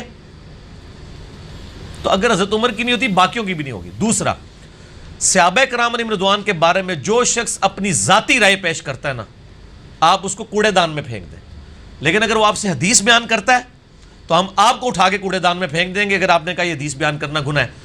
میرا خیال ہے یہ تو کہتا ہے ایمان کا خطرہ ہے، میں کہتا ہوں یہ بے ایمان ہو جائیں گے اگر نبی کی حدیث بیان کرنے سے روک دیں گے. ہمارا تو خطرہ کہہ رہے ہیں نا، ہمیں ان کے ایمان کے بارے میں یقین ہے کہ یہ پکا ہی بے ایمان ہے. کیونکہ نبی علیہ السلام اگر فرما رہے ہیں کہ عمار کو باغی جماعت قتل کرے گی، عمار ان کو اللہ کی طرف بلائے گا اور وہ جماعت دوزخ کی طرف بلائے گی، صحیح بخاری 2812، تو یہ بات مجھے کس نے بتائی ہے؟ نبی علیہ السلام نے. یہ حدیث جب میں بیان کروں گا، اس حدیث پہ اعتراض جو ہوگا وہ مجھ پہ ہوگا یا نبی علیہ السلام پہ؟ نبی کریم صلی اللہ علیہ وسلم پہ. اچھا، نبی علیہ السلام کو اپنی بیوی کی عصمت زیادہ پیاری ہے یا آپ کو اور مجھے؟ ظاہر سی بات ہے ان کو تو نبی علیہ السلام نے مسند احمد میں حدیث موجود ہے کہ میری اس بیوی کا کیا حال ہوگا جس پہ حوض کے کتے بھونکیں گے. یہ بات مجھے کس نے بتائی ہے؟ نبی علیہ السلام نے. اور محدثین نے اسے دلائل النبوہ کی خبروں میں، غیبی خبروں میں نبی علیہ السلام کی نبوت کی دلیل بنایا کہ نبی علیہ السلام نے اپنی وفات کے 30 سال بعد کا ایک واقعہ بتا دیا کہ اس طرح جنگ ہوگی، میری بیوی ناحق ہوگی. ہم تو اس کو آج تک تو دلائل النبوہ پیش کرتے ہیں. امام بہقی نے 3500 احادیث جمع کی ہیں دلائل النبوہ پہ کہ نبی علیہ السلام نے جو پریڈکشنز کی تھیں وہ من و ان پوری ہوئی. یہ اس بات کا ثبوت ہے پروفیسیز کا پورا ہونا کہ اللہ کے نبی ہیں وہ. اچھا، اسی کے کانٹیکس میں جو مسئلہ افضلیت ہے کہ حضرت ابوبکر صدیق کو، اس کے بعد حضرت عمر کو، حضرت عثمان کو اور حضرت علی رضی اللہ تعالیٰ عنہ مجمعین کو ہم اس سیکوینس میں مانیں، تو یہ بھی ہمارے اس میں نہیں، یہ تو دیکھیں، یہ تو اہل سنت میں ہی متفقہ نہیں ہے مسئلہ. اہل سنت کے کتنے ائمہ ہیں جو سیدنا علی کو ابو بکر عمر سے افضل مانتے ہیں؟ امام حاکم، امام عبدالرزاق، وہ کہتے ہیں جب صحابہ کرام کی فضیلت کی بات آتی ہے اہل بیت اس میں سے خارج ہے. اہل بیت کی فضیلت کو کوئی نہیں پہنچ سکتا سر، ان کا تو یہ موقف ہوتا ہے. ٹھیک ہو گیا جی. لہٰذا یہ بات کرنا بالکل باطل ہے ان کا کہ یہ افضلیت کے اوپر ایمان لانا ضروری ہے. افضلیت ظنی ہے اور ظاہر ہے اکثریت کا یہی خیال ہے کہ حضرت ابوبکر عمر امت میں سب سے افضل ہیں، انکلوڈنگ مولا علی. ان کا بھی یہی خیال ہے، صحیح بخاری موجود ہے. ہاں جی. اہل سنت میں حضرت عثمان اور علی کی بھی فضیلت کا مسئلہ ہے، لیکن اس فضیلت میں 19-20 کا فرق ہو سکتا ہے، ادروائز اس میں تنقیص کسی کی نہیں ہے. ٹھیک ہے، سارے اللہ کے حضور عزت والے، اس کو جھگڑا نہیں بنانا چاہیے. اچھا، جب آپ کسی چیز پر یہ کلیم کرتے ہیں کہ اس میں اجماع ہے تو ہم لوگ کس طرح ویریفائی کریں کہ اس پہ اجماع ہے نہیں؟ رفع دین پہ اپنے اپنی پچھلے لیکچر میں کہا کہ رفع دین پہ اجماع ہے. میں نے کہا تھا as far as books are concerned اجماع ہے. ہاں، بکس آر کنسرنڈ، پبلک نہیں. میں جس طرح کہوں کہ اس پہ کتابوں کا اجماع ہے کہ اللہ کے علاوہ کسی سے نہیں مانگنا چاہیے، لیکن پریکٹیکلی مسلمان تو مانگ رہے ہیں نا. میں ہمیشہ جملہ بولتا ہوں as far as Sunni and Shia books are concerned, تو بکس پہ تو سر ہے نا اجماع. پریکٹیکلی اگر کوئی نہ مانے تو اس کی اپنی نہیں اب آزی ہیں وہ تو کر ہی نہیں رہے نا رفع دین. وہ سر وہ تو ہماری کتابوں کو ہی نہیں نہ مان رہے. لیکن ہم ان وہ کو سر تو وہ مسلمان مان رہے ہیں. دیکھیں وہ اس طرح تو آپ معتزلہ نکال لیں گے, وہ عذاب قبر کو نہیں مان رہے ہوں گے. ہم ان کو امت کی مین سٹریم میں نہیں مانتے نا, یہ امت کی مین سٹریم کے لوگ نہیں ہیں. اچھا خوارج کو آپ مین سٹریم کا لیں گے امت میں. خوارج جو ہیں وہ سنسار کی سزا کو نہیں مانتے تھے, ٹھیک ہے جی. وہ عورتوں کے حیض میں چھوٹی ہوئی نمازوں کی بھی قضا دیتے تھے. صحیح مسلم میں حدیث ہے. اما عائشہ کے سامنے مقدمہ آیا تو اما عائشہ نے کہا کہ تم کہیں حروریہ تو نہیں ہو. اللہ کے نبی علیہ السلام, ایک بندے نے آ کے مسئلہ پوچھا, اللہ کے نبی علیہ السلام تو ہمیں عورتوں کے حیض میں چھوٹے ہوئے روزوں کی قضا کا حکم دیتے تھے, نمازوں کا کوئی نہیں دیتے تھے. حروریہ کون؟ حروریہ وہ گاؤں تھا جہاں سے خوارج کا فتنہ اٹھا تھا. تو چھوٹے موٹا تو آپ کو ہر جگہ ہی فتنہ مل جائے گا. لیکن ہم اس کو اجماع کلیم کر سکتے ہیں. اجماع کلیم کر بکس آر کنسرن. ہاں بکس آر کنسرن. اچھا ابھی 9 مجلس میں جو آپ نے ایک اپنا رجوع ریکارڈ کیا جو فاتح خلف الامام میں, اس میں آپ نے کچھ حدیث کے ریفرنس دیے ہیں کہ جس میں جلسہ استراحت کا بتایا گیا, جس میں سنن نبی داؤد کی حدیث نمبر 777 78 اور 79 سکتے کا. تو اب اس میں یہ بتائیے, یہ تینوں میں نے جا کے چیک کیے, یہ البانی صاحب کے نزدیک ضعیف ہیں. اب مجھ جیسا عام آدمی جس کو یہ ساری انفارمیشن نہیں ہے کہ کس کی مجھے تحکیم لینی ہے, تو ہم کس طرح ویریفائی کریں ان چیزوں کو؟ کون سی روایت؟ اس کو چھوڑ دے سکتا ہوں والی بات کو, اس سے تو میرے رجوع پہ کوئی فرق نہیں پڑتا. اس لیے کہ میرا تو پہلی بات ہے رجوع ہے نہیں ہے, یہ رجوع کی ایک پارشل فارم ہے. اس لیے کہ میرا جو فاتح خلف الامام پہ لیکچر ہے 2012 کا یا 13 کا, یہ مسئلہ 84, میں نے اس وقت بھی کہا تھا کہ اہل حدیث بھی غلط ہے, حنفی بھی غلط ہے. میں نے اس وقت بھی کہا تھا کہ قرآن جب امام پڑھ رہا ہو آپ نے سننا ہے اور سختوں میں پڑھنا ہے. میں آج بھی یہی کہتا ہوں. سری نمازوں کا میں اس وقت بھی کہتا تھا, آج بھی کہتا ہوں. یہ جو میں نے بتایا کہ یہ مقیم کی نماز مسافر کے پیچھے جو ان کا لطیفہ ہے, یہ میں نے اس لیکچر میں بھی سنایا تھا, آج بھی سنایا. آج ذرا زیادہ مزہ آیا ہے کیونکہ ایچ ڈی ریکارڈنگ تھی نا, ایچ ڈی ریکارڈنگ سے بڑا فرق پڑتا ہے. صرف ایک پارشل بات میں نے کی تھی کہ سختوں میں اگر امام سکتے نہ دے تو اب آپشن 2 ہیں. ایک آپشن یہ ہے کہ آپ قرآن کے حکم پہ عمل کریں, وَإِذَا قُرِئَ الْقُرْآنُ فَاسْتَمِعُوا لَهُ. دوسرا آپشن یہ ہے کہ آپ حدیث پہ عمل کریں, اور قرآن اور حدیث میں سے بہتر ہے کہ آپ قرآن کی طرف جائیں. اور پھر میں نے اس کے سپورٹ میں بتایا تھا کہ جہری نمازوں کے بارے میں امت کی اکثریت کا موقف ہے کہ جہری نمازوں میں یہ ٹالرنس موجود ہے. امام مالک کا بھی میں نے کال موتا, امام مالک کھول کے آپ نے پڑھی ہے. مسلم شریف کی 3 حدیثیں اوپر تلے لے لیں, یہ ابو داؤد کی تو چھوڑے.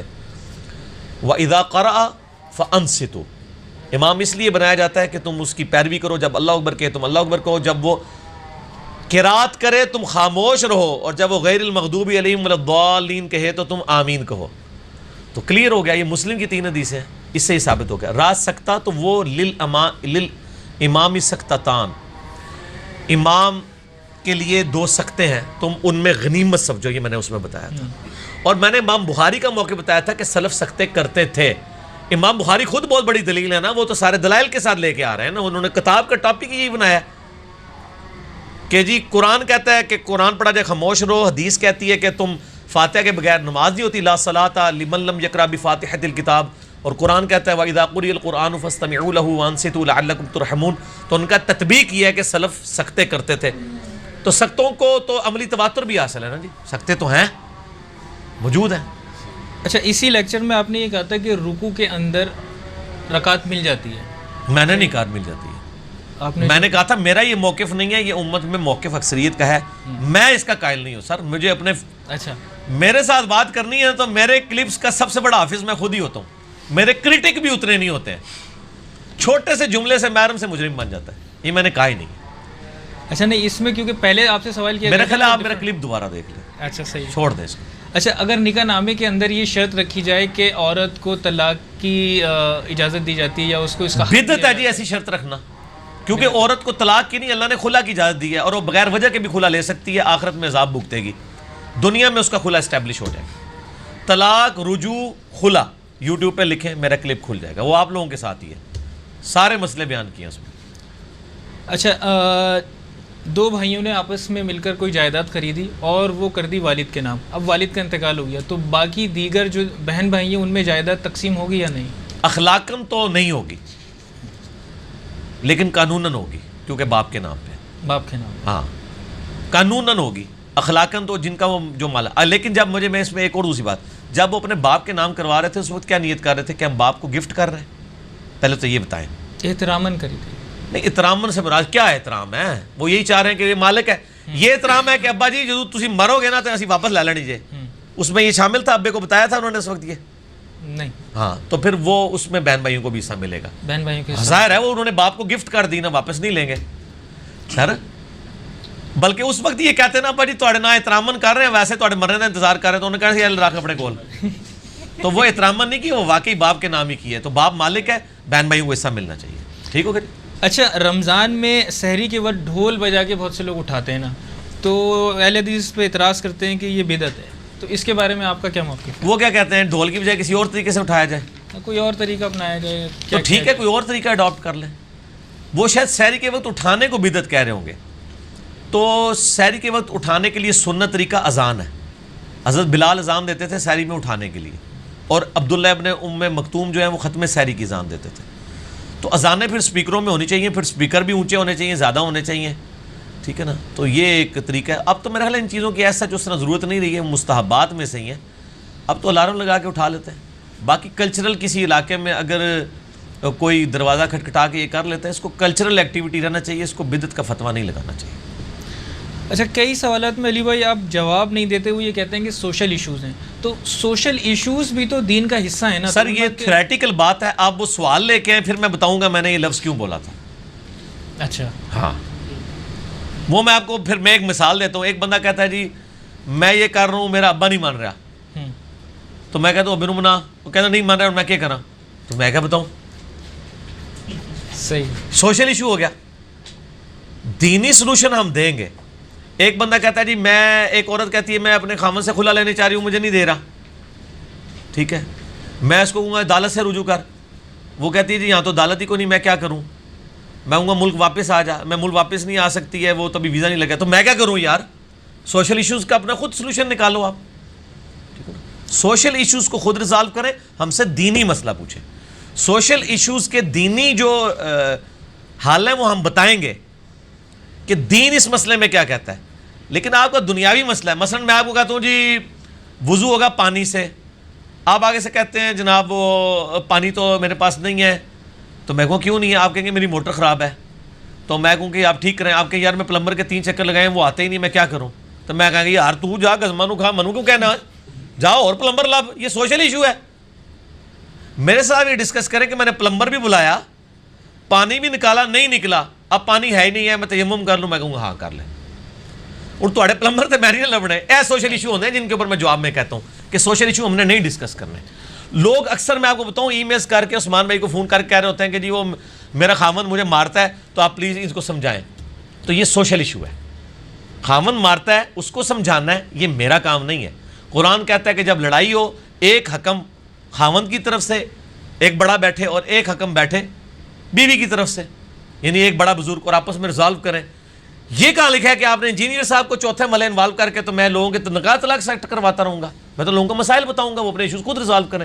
اس طرح کے سوشل ایشوز کو کہتے ہیں میں نہیں ریزالو کرتا. میں لوگوں کے یعنی مسائل اس طرح کے حل کرنے کے لیے نہیں بیٹھا ہوں. ٹھیک ہے, تو وہ سوشل ایشو کہتے ہیں. بات کریں پریکٹیکلی کہ میں نے کب کیا جملہ بولا ہے. صحیح. اچھا, کوئی شخص اگر قرآن پر ہاتھ رکھ کر کوئی قسم کھاتا ہے تو اس پر کوئی شریعت حکم لگا؟ کیا قسم کھاتا ہے؟ کوئی بھی کہ میں اس قرآن کی قسم کھاتا ہوں. اس قرآن کی قسم, قرآن پہ ہاتھ رکھے بغیر بھی اگر قرآن کی قسم کھائے گا نا تو کفارہ ادا کرے گا. ہاتھ رکھنے سے کوئی فرق نہیں پڑ جائے گا. قرآن اللہ کی صفت ہے. مسئلہ نمبر 68 میرا قسم کے کفارے پہ ہے. بخاری مسلم میں حدیث ہے کہ منت کا کفارہ بھی وہی ہے جو قسم کا کفارہ ہے, اور قسم کا کفارہ سورۃ المائدہ کی آیت نمبر 89 میں آیا ہے کہ 10 مسکینوں کو کھانا کھلانا ہے, یا 10 پہلا تو ہے غلام آزاد کرو, غلام نہ ملے 10 مسکینوں کو کھانا, یا 10 مسکینوں کو کپڑے لے کے دینا, اور اگر کوئی غریب ہے تو وہ 3 روزے مسلسل رکھ لے. صفت کی قسم جو ہے, جیسے میں اگر کہوں رحمان اللہ کی صفت ہے تو میں رحمان کی قسم, ہاں جی کفارہ ادا کرنا ہوگا. ہاں بالکل کرنا ہوگا. نہیں تو اس نے جھوٹی قسم کھائی, سچی, اس سے کوئی تعلق نہیں ہے. تو الگ سر پہلے تو اب بات یہ ہے کہ یہ سوشل ایشو مسئلہ یہ ہے کہ قسم کو پہلے سمجھے. قسم کس کو کہتے ہیں؟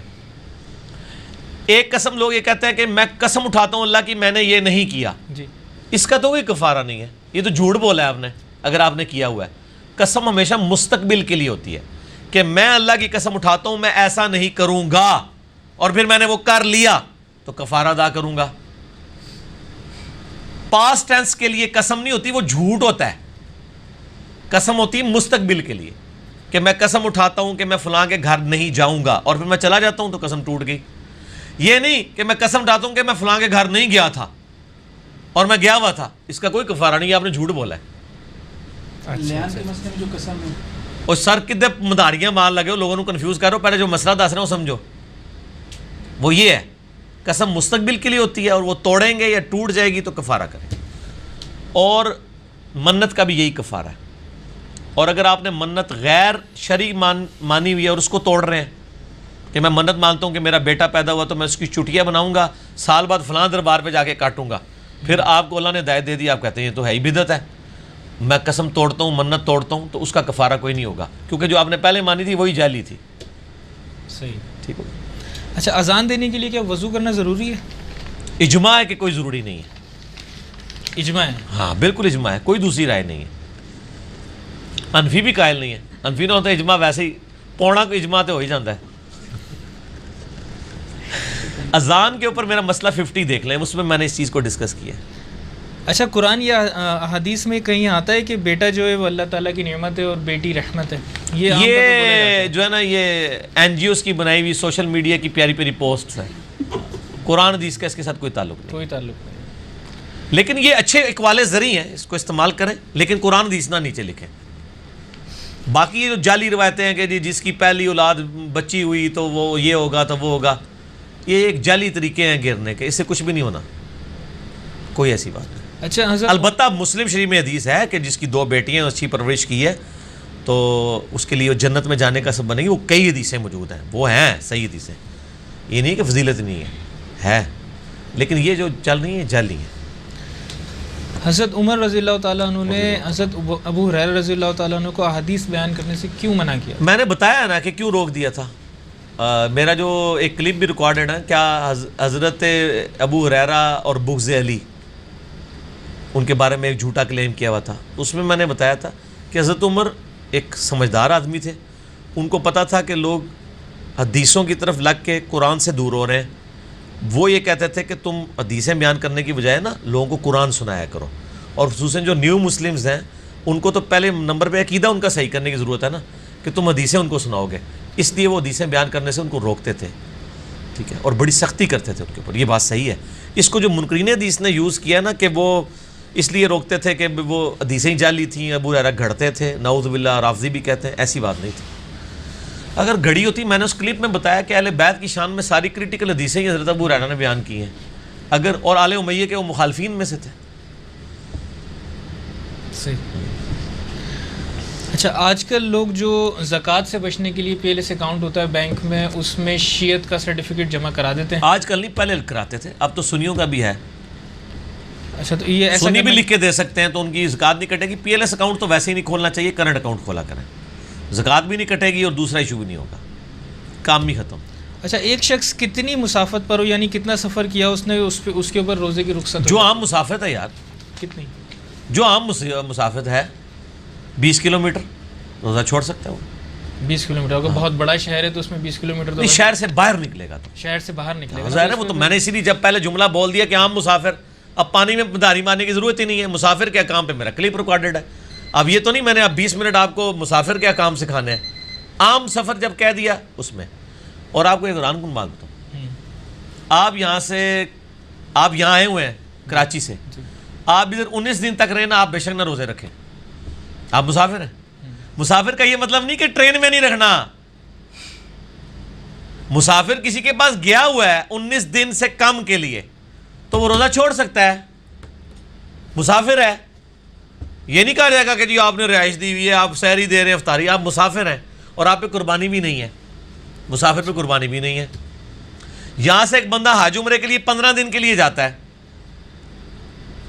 تو 19 دن کا قول ہے نا صحیح بخاری میں جو اس کا مسافر کا, چلے 14 دن کے لیے چلا جاتا ہے, حرمین میں رہتا ہے 14 دن, ہوٹل میں رہ رہا ہے, روزے بے شک نہ رکھے, مسافر ہے وہ, لیکن بعد میں تو رکھنے ہی ہوں گے, تو بہتر ہے ادھر ہی رکھ لو. کیونکہ بعد میں اس سے قربانی سے ایک اور چیز نکلی، بہت سے لوگ جیسے حج پہ جاتے ہیں ایک قربانی وہاں کرتے ہیں اور ایک قربانی غلط ہے، گھر پہ بھی کرتے ہیں. ضرورت نہیں ہے، حج کی قربانی کافی ہے.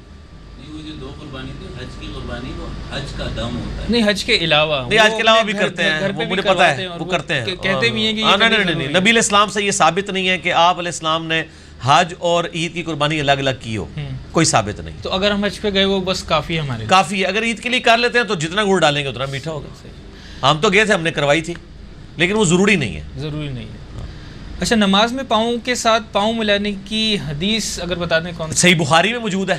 اچھا. اور یہ مجھے اب اس لیے یاد آ گئی، اگلے دن کسی نے پوچھی تھی، صحیح بخاری میں 725 نمبر ہے انٹرنیشنل نمبرنگ پہ. لو جی، کہ وہ صحابی کہتے ہیں کہ نبی علیہ السلام ہم سے صفیں سیدھی کرواتے تھے، یہاں تک کہ ہم میں سے ایک کا پاؤں دوسرے کے پاؤں سے مل جاتا تھا اور کندھے دوسرے سے مل جاتا تھا. ملنے کے الفاظ ہیں، سید کے الفاظ نہیں ہے. یہ لوگ کہتے ہیں نہیں یہ سید ہے، اس میں جو الفاظ موجود ہیں نا صحیح بخاری میں آپ کو پڑھ کے بتا دیتا ہوں. یہ پڑھی ہوئی نہیں ہے، پڑھی ہوئی ہیں. نواں کام شروع ہو گیا نا، نشان نہیں لایا چونکہ نمبر یاد ہے، میں کٹ لینا. 725 ہے، 724 کے اوپر پورا باب ہے وہ والا. 725 ہے. ہاں، انس ابن مالک کہتے ہیں کہ نبی علیہ السلام جب فرماتے اقیموا صفوفکم فانی اراکم من وراء ظہری، نبی علیہ السلام فرمایا اپنی صفیں سیدھی رکھا کرو، میں تمہیں پیٹھ کے پیچھے بھی دیکھ رہا ہوتا ہوں. کیونکہ نبی علیہ السلام کو پیچھے نظر آتا تھا، یہ آپ کا معجزہ تھا. آپ کو 360 ڈگری کا ویژن نظر آتا تھا، ان 2 آنکھوں سے یہاں بھی نظر آتا تھا، بغیر آنکھ کے بھی. انس ابن مالک کہتے ہیں نبی علیہ السلام جب ہمیں کہتے ہیں نا اپنی صفیں سیدھی رکھا کرو، میں تمہیں پیچھے سے دیکھ رہا ہوں. وَكَانَ أَحَدُنَا يُلْزِقُ مَنْكِبَهُ بِمَنْكِبِ صَاحِبِ وَقَدَمَهُ بِقَدَمِ. یلزقو کے الفاظ ہیں، یلزقو کہتے ہیں ملانا، ملانا، سید میں کرنا نہیں ہے، ٹھیک ہے نا، یہ ہے ملانا. یہ ملاقات کا لفظ تو اردو میں بھی استعمال ہوتا ہے، یہ اسی سے نکلا ہوا نا.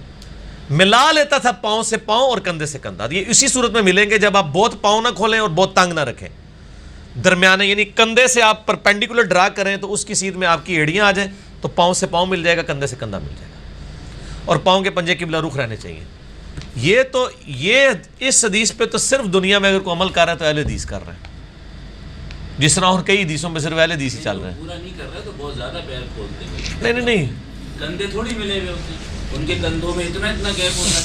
ہاں وہ غلط ہے، لیکن یہ ہے کہ ایک حصے کو تو انہوں نے فالو کر لیا ہے، کیونکہ بخاری میں یہ بھی حدیث ہے کہ اکٹھے ہو کے کھڑے ہو ورنہ شیطان تمہاری صفوں میں گھسے. ایک انہوں نے کام کر لیا ہے کہ حنفی تو جو ہے ایک میل کے فاصلے میں ایک دوسرے سے کھڑے ہوئے ہوتے ہیں، ٹھیک ہے، آپ دیکھیں وہ تو قریب ہی نہیں لگنے دیتے. ان کا تو نہ کندھا مل رہا ہوتا ہے نہ پاؤں. اہل حدیثوں نے آدھا عمل تو کر لیا، پاؤں ملا لیے، کندھے آپ ملوا دیجیے گا، ٹھیک ہے نا، آدھا. لیکن سر پھر بھی حنفیوں سے تو بہتر ہے نا، حنفیوں نے تو کچھ بھی نہیں کیا ہوا. لیکن کچھ افراد ہیں جو زائد پاؤں کھول لیتے ہیں جس کی وجہ سے کندھے. لیکن میں بتا رہا ہوں کہ عمل اگر کوئی کر رہا ہے تو وہی کر رہا ہے، سیدھی سی بات. پورا نہیں ہو رہا. ایک بھائی نے سوال بھیجا ہے کہ امام نسائی پر تشدد والا واقعہ جو ہے وہ درست تواتر سے نقل ہوا ہے. سر ہمیں بتائیں کہ دنیا میں کسی محدث نے آج تک امام نسائی کی شہادت کے واقعے کا انکار کیا ہو؟ اسماء و رجال کی کتابوں میں تواتر سے یہ واقعہ نقل ہوا ہے، ان کی سندیں پھلانگنے کی ضرورت ہی نہیں ہے. تواتر سے جو چیزیں نقل ہوئی ہیں وہ اسی طریقے سے بالکل ٹھیک ہے. پھر خصائص علی بھی سر دنیا میں موجود ہے. خصائص علی کے اوپر آج قتل کرنے کے لیے 2 لوگ تیار ہیں حضرت علی کے ماننے والوں کو. تو امام نسائی کو کتنے چھڑیا ہونا انہوں نے کہ یار انہوں نے حضرت علی کی شان بیان کر چھڑی، ٹھیک ہے. مجھے تو یقین ہے آج خصائص علی کی کو بات کرے تو اس کے اوپر ڈنڈے لے کے لوگ پیچھے پڑ جاتے ہیں. تو اس زمانے میں جب دمشق کے اندر حکومت ہی آل امیہ کی تھی، 700-800 سال رہی ہے وہ اسپین میں، آل امیہ ہی سن نا. تو عباسی بھی ایسا کوئی حضرت علی کے حامیوں میں سے تو نہیں تھے، ان کو بھی شیعان علی سے ڈر تو رہتا تھا. تو یقیناً مارا ہوئے گا انہوں نے، اون مارتے پہ انتے حقیقت بات ہے. شام میں مارتے ہیں، بالکل صحیح بات ہے. شام میں آج بھی یہ ہوتا ہے، یمن میں. اچھا یہ سوشل میڈیا پہ بڑی ڈسکشن رہتی ہے اور اس میں یہ کہا جاتا ہے حضرت آدم علیہ السلام آیا حقیقی جنت میں تھے یا دنیا سر اس کا اینڈ رزلٹ یہ ہے کہ وہ جنت سے نکال دیے گئے اور اب دوبارہ جنت میں جانے کی کوشش کرنی ہے. وہ دنیا میں تھی یا جنت کے ٹکڑے میں تھی، اس سے کوئی فرق نہیں پڑتا سر. یہ اسی طریقے سے ہے کہ وہ نبی علیہ السلام، صحیح مسلم میں حدیث ہے، نبی علیہ السلام جب بھی خطبہ شروع کرتے ہو کہتے ہیں میں اور قیامت اس طرح ساتھ بھیجے گئے جس طرح یہ 2 انگلیاں، اور مسلم کے الفاظ ہیں یہ والی 2 انگلیاں آپ جوڑتے تھے. وہ لوگ بولتے کیڑیاں 2 جوڑتے سن، ایلیاں یا ایلیاں یا ایلیاں، وہ جو بھی جوڑتے سن اینڈ رزلٹ یہ بتانا چاہتے تھے کہ میرے بعد اب قیامت ہی آئے گی، کوئی نبی نہیں آئے گا. ٹھیک ہو گیا؟ تو تھیم کو فالو کریں. ٹھیک ہو گیا؟ کیا جلدی یہ کرو جی، ٹائم ٹائی ہو گیا بھائی. اب تو سحری کا الارم بھی میرا بول پڑا ہے. اچھا کریں. کیا یہ روایت صحیح ہے کہ یہودی داڑھی نہیں رنگتے تو تم داڑھی رنگو اور ان کی مخالفت کرو؟ بخاری مسلم میں تو زیادہ تر لوگ تو نہیں رنگ رہے ہوتے. سر یہ افضلیت کے لیے صرف، اچھا. کیونکہ اس حدیث کے راوی حضرت جابر بن عبداللہ اور مولا علی خود ہیں اور دونوں کی داڑیاں سفید تھیں. تو صحابہ کے عمل سے پتہ چلتا ہے کہ یہ افضلیت ہے. جیسے کہا گیا کفر میں شادی کرو، افضلیت ہے، ضروری نہیں ہے. ضروری نہیں. اچھا یہ کیا حدیث میں آیا کہ اس بات کی کہ مسلمان اپنے ہاتھ سے قرآن کو مٹائے گا یا ختم کرے گا؟ پتہ نہیں جی، اس قسم کی تو بڑی روایتیں گھوم رہی ہیں، ہمارے علم میں کوئی ایسی روایت نہیں. اچھا یہ ایک سوال بھائی نے بھیجا ہے کہ رمضان میں کس طریقے سے زیادہ نیکیاں کمائی جائیں؟ زیادہ نیکیاں کمائیں آپ اس طریقے سے کہ آپ کے باوجداد میں سے بھی کسی نے قرآن ترجمے سے نہیں پڑھا، آپ اپنی یہ قسم توڑ کے اپنی نسل میں پہلے بن جائیں جو قرآن ترجمے سے پڑھ لیں، تاکہ آپ کو پتہ چلے کہ اللہ تعالیٰ آپ سے کیا چاہ رہا ہے. اور کوئی کام نہ کریں، آپ صرف ترجمے سے قرآن پڑھیں، کیونکہ یہ توفیق آپ کو کبھی بھی نہیں ملنی. بجائے 10 قرآن ختم کرنے کے، ایک سپارہ ہی بے شک پڑھ لیں ترجمے سے. ٹھیک ہو گیا؟ اچھا جب امام مسجد فرض نماز ختم ہو جانے کے بعد ہاتھ اٹھا کے دعا کرتا ہے تو اس وقت ہم کیا کریں؟ کیونکہ یہ ثابت تو ہے نہیں، ہم اس کی دعا میں ساتھ دیں یا پھر نہ دیں؟ آپ دعا کے بعد اس کو سمجھائیں کہ بھائی یہ ثابت نہیں ہے. سر سمجھانا تو مشکل ہے. نہیں سر، پہلے تو کام ہی کرنا ہے نا. وہ ایک کام انجینئر صاحب نے تو نہیں کرنے سارے کام، تو سارے گونگے شیطان بڑے رہو گے. حجت تو قائم کرو. تو سر پھر اٹھیں آپ جائیں گھرو گھری. اگر آپ نے دین کا کام نہیں کرنا، صحابہ کا نام لینا چھوڑ دیں. صحابہ تو قتل ہوئے ہیں، آپ سر ایک بات کر کے ایک تھپڑ کھانے کے لیے تیار نہیں ہے تو جائیں گھرو گھری. پھر اللہ کو نہیں چاہیے ایسے لوگ. قرآن میں آیا ہے کہ اگر یہ 8 چیزیں جو دنیا کی منفعت گنوائی گی، سورۃ التوبہ کی 24 نمبر، اللہ اور اس کے رسول میں جہاد کرنے سے بہتر ہے جاؤ دفعہ ہو، انتظار کرو عذاب کا. ٹھیک ہے نا؟ پھر یہ تو بدلا آپ کے بھائی چھوڑ دیں، پٹوانے والی باتیں کر رہے ہیں. تو آپ لوگ جو ادھر مجھ سے اگلوا رہے ہیں، مجھے پٹوانا چاہ رہے ہیں، میں یہ کہنا شروع کر دوں، میں اپنا اللہ کے حضور اپنا ثواب ضائع کر دوں. دین کا مطلب ہی پٹوانا ہے. کامیابی کے لیے 4 شرطیں کون سی ہیں؟ ان میں ایک پٹائی بھی ہے. ہاں قرآن میں لکھا ہوا ہے الا الذین آمنوا وعملوا الصالحات وتواصوا بالحق، جو میں آپ کو بتا رہا تھا کہ امام مسجد کو بتائیں ثابت نہیں. تو اس کے آگے کیا ہے؟ وتواصوا بالصبر. اس کا مطلب یہ ہے کہ پٹائی ہوگی پھر صبر بھی کرنا ہے. پٹنا تو جنت میں جانے کی شرط ہے. ابھی اگر آپ کی پٹائی نہیں ہوئی ہے تو آپ سمجھیں کہ آپ کی ایک شرط کم ہے. اور صاحب انشاءاللہ آپ نے بھی سنت کے مطابق رفع الیدین شروع کیا نا، تو آپ کو اس تھوڑی سی پٹائی والا معاملہ ہونا چاہیے. تو آپ انگلی کٹوا کے شہداء میں یعنی صحابہ کرام کی نسبت کے ساتھ اپنی نسبت جوڑ لیں. ویسے تو ہم بڑا کہتے ہیں یار وہ تیرے ہوتے ہوئے کاش جنم لیا ہوتا. رفع الیدین پھر بھی نہ تو شروع کرتا. تیرے ہوتے جنم لیا ہوتا، میں کبھی تیرے قدموں سے لپٹ جاتا، کبھی یہ کرتا. میں کہا رفع الیدین پھر بھی نہ تو شروع کرتا. کیونکہ تیرے ہوتے جنم لیا ہوتا تو ضروری تو نہیں ہے کہ ابو بکر، عمر، عثمان و علی ہوتا. ابو جہل بھی تو ہو سکتا تھا نا.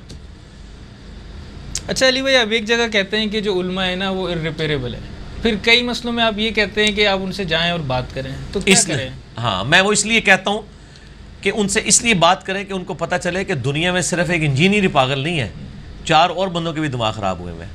اچھا ہاں سر، اس طریقے سے راگ لاپنے سے یہ فائدہ ہوگا، وہ ان کی ریپیئر تو نہیں ہوگی لیکن آندہ وہ بات کرتے ہوئے محتاط ہو جائیں گے. اور یہ ہوتا ہے جب ان کو یہ پتہ چل جائے نا کہ لوگ اس طرح واچ کرتے ہیں تو وہ بیک فٹ پہ جانا شروع ہو جاتا ہے. اس سے ایک ماحول بننا شروع ہو جاتا ہے. یہ تو ایکسپیرینس کیا ہے ہم لوگوں. ہاں اکثر کیا ہے. سچائی کے بولنے سے فائدہ ہوتا ہے. تبلیغی جماعت والے لوگ تو کہتے ہیں نا یار یہ بول ہی بولتے رہتے ہیں. سر بہت فائدہ ہے. روزانہ آپ یہ بولیں اللہ سے ہوتا ہے، اللہ کے غیر سے کوئی نہیں ہوتا. اس سے بڑا فرق پڑتا ہے. اس طرح علماء کے سامنے بھی بولنے سے بڑا فرق پڑے گا.